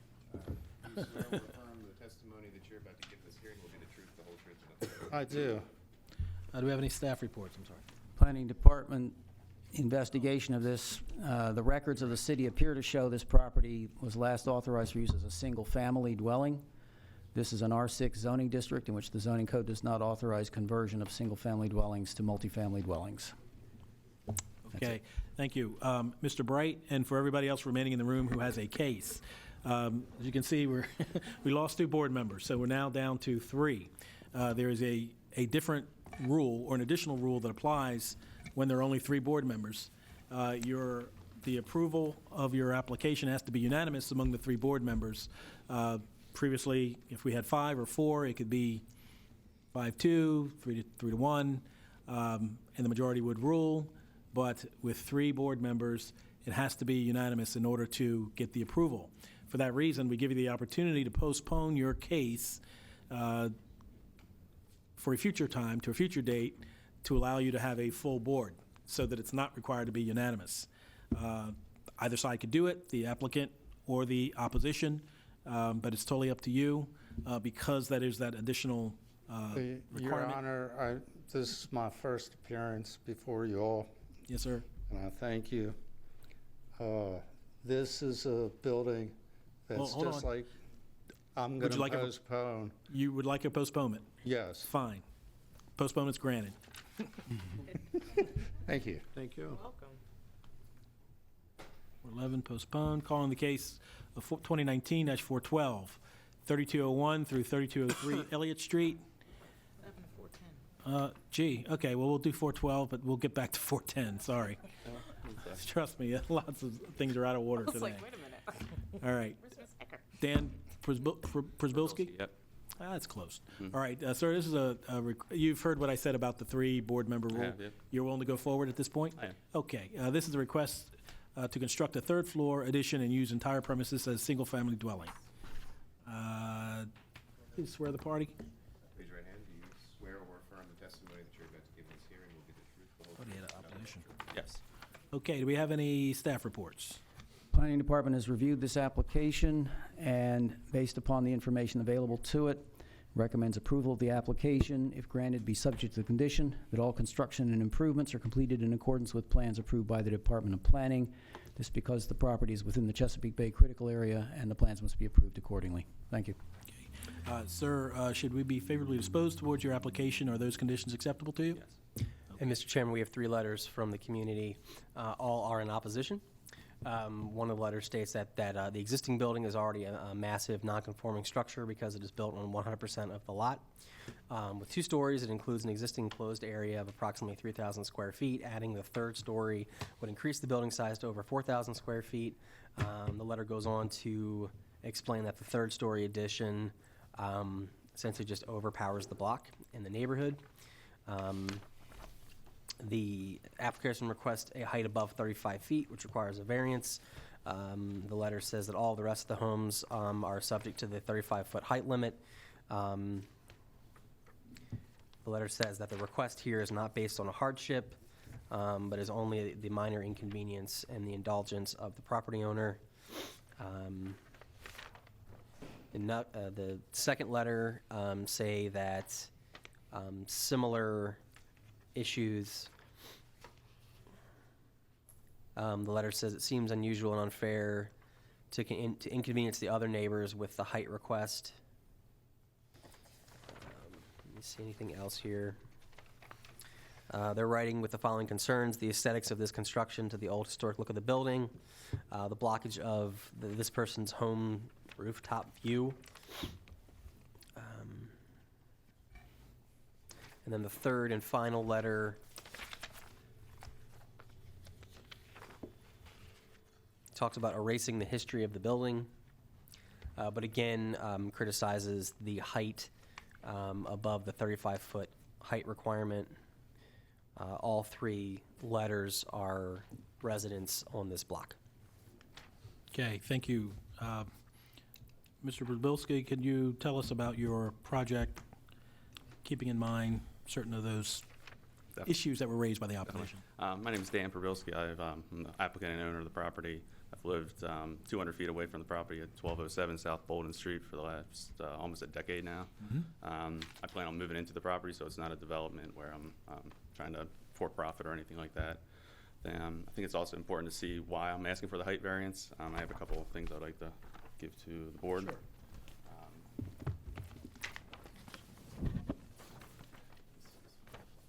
Oh, okay, we got them. I'm asking for the height variance so I can keep that ceiling. It's an old historic ornate ceiling. Can I get under 35 feet without, for the 3rd story without the height variance? Yes, but I would have to demo that ceiling, and that's kind of why we're here. I'm asking for 3 feet above so that my 3rd floor could get above that. If you see the next diagram, it kind of shows it's kind of like maybe improportionate or misleading that my 3rd story is going to start at the highest point of my structure. That's not true. It's actually going to start a lot lower and not go above the handrail of the neighbor's deck. So if that was a concern by one of the neighbors, I think that solves that. And then I guess finally, just to keep things going, I have 25 letters of support. Hand them up so we can make it a part of the record. Which is, getting support letters is difficult, and they are all, within, many of them, I'd say 80% of them are probably within 300 feet of the property, but all from the community for sure, so 25 letters. And that's it. All right. Any questions from the board? Again, I'm sorry, could I say one more? I could go under the 35 feet if that's the stipulation that I would be willing to do that, but it would take away the ceiling. So if that's the only thing that's hang up, and I think some of the letters mentioned the height issue, I'd be willing to do that if that was the only thing that was holding people back from voting yes, or if the board from voting yes. Okay, so the height above, the variance that you're seeking is 3 to 4 feet tops. 3 feet was the max, yes. 3 feet. Yep. Okay. Very well. Thank you for your presentation, sir.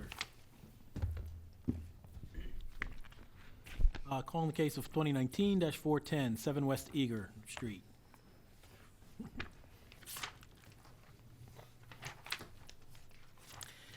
Good evening, Mr. Chairman. Good evening, Ms. Ecker. Since you all are new here, so we'll, you've heard all the rules and all of the statements, so you're all proceeding with the three-member board. This is a request to consolidate 7 through 13 West Eager Street, 919 Cathedral Street, and 2 descriptive lots, blocks 0511, lots 023, 023A, 24, 26, 41, 42A, to be known as 7 West Eager Street, and construct a 10-story, 167-unit multifamily dwelling with a ground floor retail space. That is correct. Okay. Could we swear the parties? Raise your right hand. Do you swear or affirm the testimony that you're about to give in this hearing is the truth and the whole truth? Do we have any staff reports? Planning Department has been working with the applicants on the design of this particular structure. This property is located in the Mount Vernon Historic District, and therefore the size and a number of other details of the architecture of this building are subject to approval by the Commission for Historical and Architectural Preservation. The applicant has received a preliminary concept approval from CHAP for the proposed building. However, there are many details yet to be worked out. Because the process of obtaining CHAP approval of this proposed new structure is ongoing, the department recommends that approval of this application, if granted, be subject to the condition that the proposed redevelopment is completed in accordance with the authorization to proceed that will be issued by the Commission for Historical and Architectural Preservation and with plans approved by the Department of Planning. Thank you. Thank you, Mr. French. And Mr. Chairman, we have one letter of support from the Mount Vernon Belvedere Association and a letter of support from the councilman from the 11th District. Thank you, Mr. Baumgartner. Ms. Hecker, should we look favorably upon your client's application? Are those conditions acceptable? Yes, they are. Tell us about your project. Thank you. For the record, Caroline Hecker, Rosenberg, Martin Greenberg, on behalf of the applicant. I'm joined by my colleague, Justin Williams. I also have with me Dennis Richter and Glenn Charlo, the developers of the project, Doug Botner, and in between Susan Williams, Kyle Mastelinski from Ziegler Sneed, the project architect, Susan Williams in the middle over there, STV, the project engineer. In the interest of time, since it's rather late this afternoon, I'll proceed by way of a proffer. We're all here to answer any questions that you might have. Go for it. This, I think, is by my count the 6th public hearing on this project. It's been through extensive reviews in the planning department. We've actually been through the city council on an alley closing. This project has had a little bit of everything involved in it. It is, as you said, a 10-story, 167-unit multifamily building with about just under 11,000 square feet of retail on the first floor. It's a really exciting project because it's really the first major new construction project in Mount Vernon in recent years, and we think that this is going to be a catalyst for other future development in the area. Mr. Williams has handed out a folder full of exhibits that I will go through very, very briefly. There are some aerial photos in the file showing the location of the site. It is at the intersection of Eager Street and Cathedral Street. It's located along the Cathedral Street cycle track, the bike lane that runs north-south there. The zoning map is in the file as well. You'll see the property is zone C2. It's very close to the TOD4 area where there is public transit available. And there's a light rail there. We have the aerial, or rather the Google Earth images showing the existing conditions of the property. It is where the Eddies of Mount Vernon is located. The Eddies is going to be relocated to the first floor of the Belvedere. There's an article about that in the file as well. We went through a CHAP hearing on the demolition of the existing structures. CHAP approved the demolition of the existing structures back in November of 2017. The site plan is in the file as well. We have been through site plan review committee at the city. We also closed a little 4-foot alley that was located in the middle of the site. That went through the city council for approval, and that was deeded over to us by the city last year. As Mr. French mentioned, we've been going through CHAP reviews. There was a hearing in April of this year at which CHAP conceptually approved the height and massing of the building. The height does exceed the height limit in this area. It's 116 feet on the Cathedral side. It's 110 feet on the Eager Street side. There's a 100-foot height limit here, so we are slightly above that. We are also seeking a variance for density. I believe the number, we have 167 units, 121 units would be permitted. It's about a 27% variance. We are also seeking a parking variance. We are going to only have 7 parking spaces on the site. They're in the rear of the building, but there is ample parking available around. There's a parking lot located immediately adjacent to our site on the south side. We're also close to public transit. We're right on the cycle track line. We had initially been planning to do below grade parking, and when we looked at the economics of it, it just wasn't going to work based on the anticipated demand for parking in light of the fact that there is so much existing parking available close by and the availability of public transit and the bike lanes there. This project is very heavily supported by the local community association. As Mr. Bumgarner mentioned, we have a letter of support from the Mount Vernon Belvedere Association. There's also a letter in your file from Councilman Costello, as he mentioned, and there should also be a letter in your file from Senator Antonio Hayes. As I've said, this I think is the 6th public hearing on this, so we have been extensively reviewed so far. There will be at least one more hearing in front of CHAP at the end of this, and as Mr. French mentioned, we would accept any condition that required CHAP approval as a condition for the project. Ms. Hager, we did not receive a letter from Senator Hayes, so Oh, if you okay, have it that. should be in the file. Let's see, here we go. If it was in your packet. Yeah, it was in the packet. You have it now? Okay, good. We just got that this morning, so. What else can I tell you? There's some really beautiful renderings in the packet of that show the proposed building. It, as I mentioned, it sort of has 2 masses, one on Cathedral Street, one on Eager Street. There's a glazed centerpiece in between. And it'll have a green roof with some amenity space on the roof. We're planning to have in the retail space on the first floor. It's likely to be a market type space. The Eddie's, as I mentioned, is relocating to the first floor of the Belvedere. The idea is that, and we've worked very closely with the operator there and with the community to make sure that there isn't a closure and an interruption of service for the grocery, which provides an important service to the community.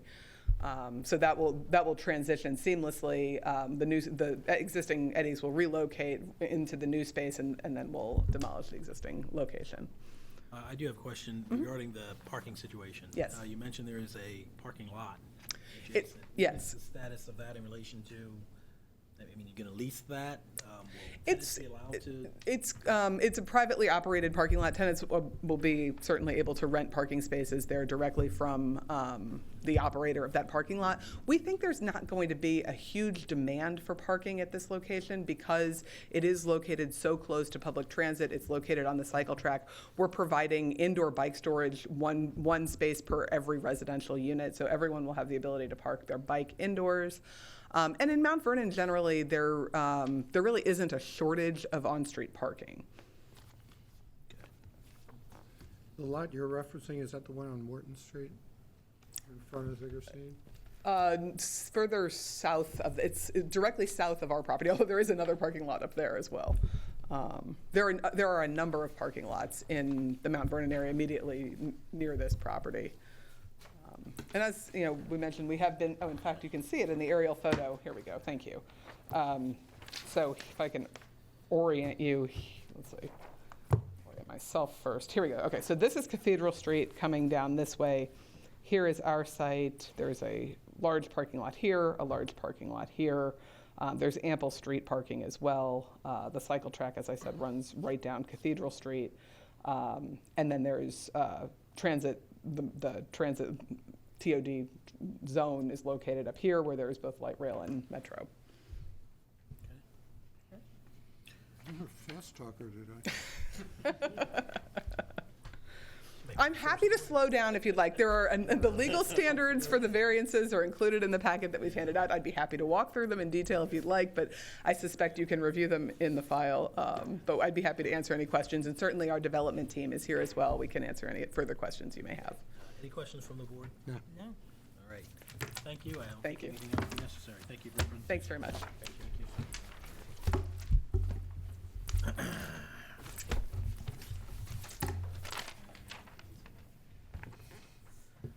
Calling the case of 2019-414, 1613 through 1641 Alrino Street.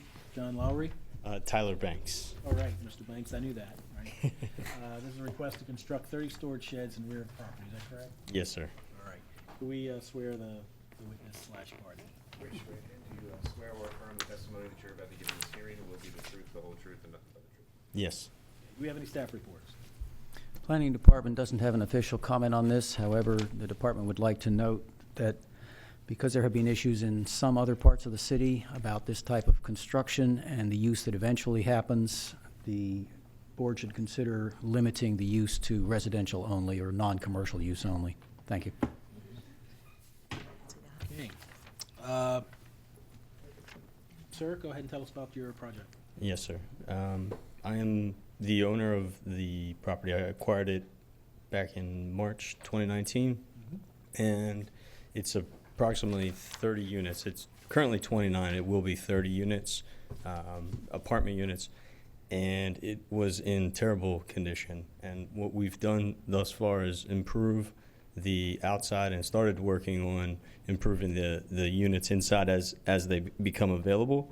And one of the issues that we've found is our residents are setting all their belongings out in the balconies, and because they don't have enough storage inside. So we want to create the storage units for them to put their stuff, basically, is the reason for the project.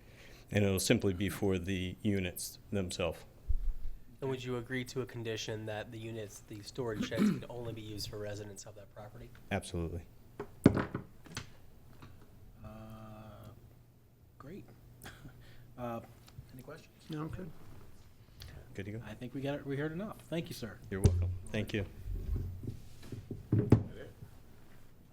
Is that it? I think that's it. Okay. Thanks for hanging out. Any deliberations on the? On the last, I think I'm ready to vote. I can vote on them. Yes, so can I. Okay, so, well, 2019-409, we know was postponed.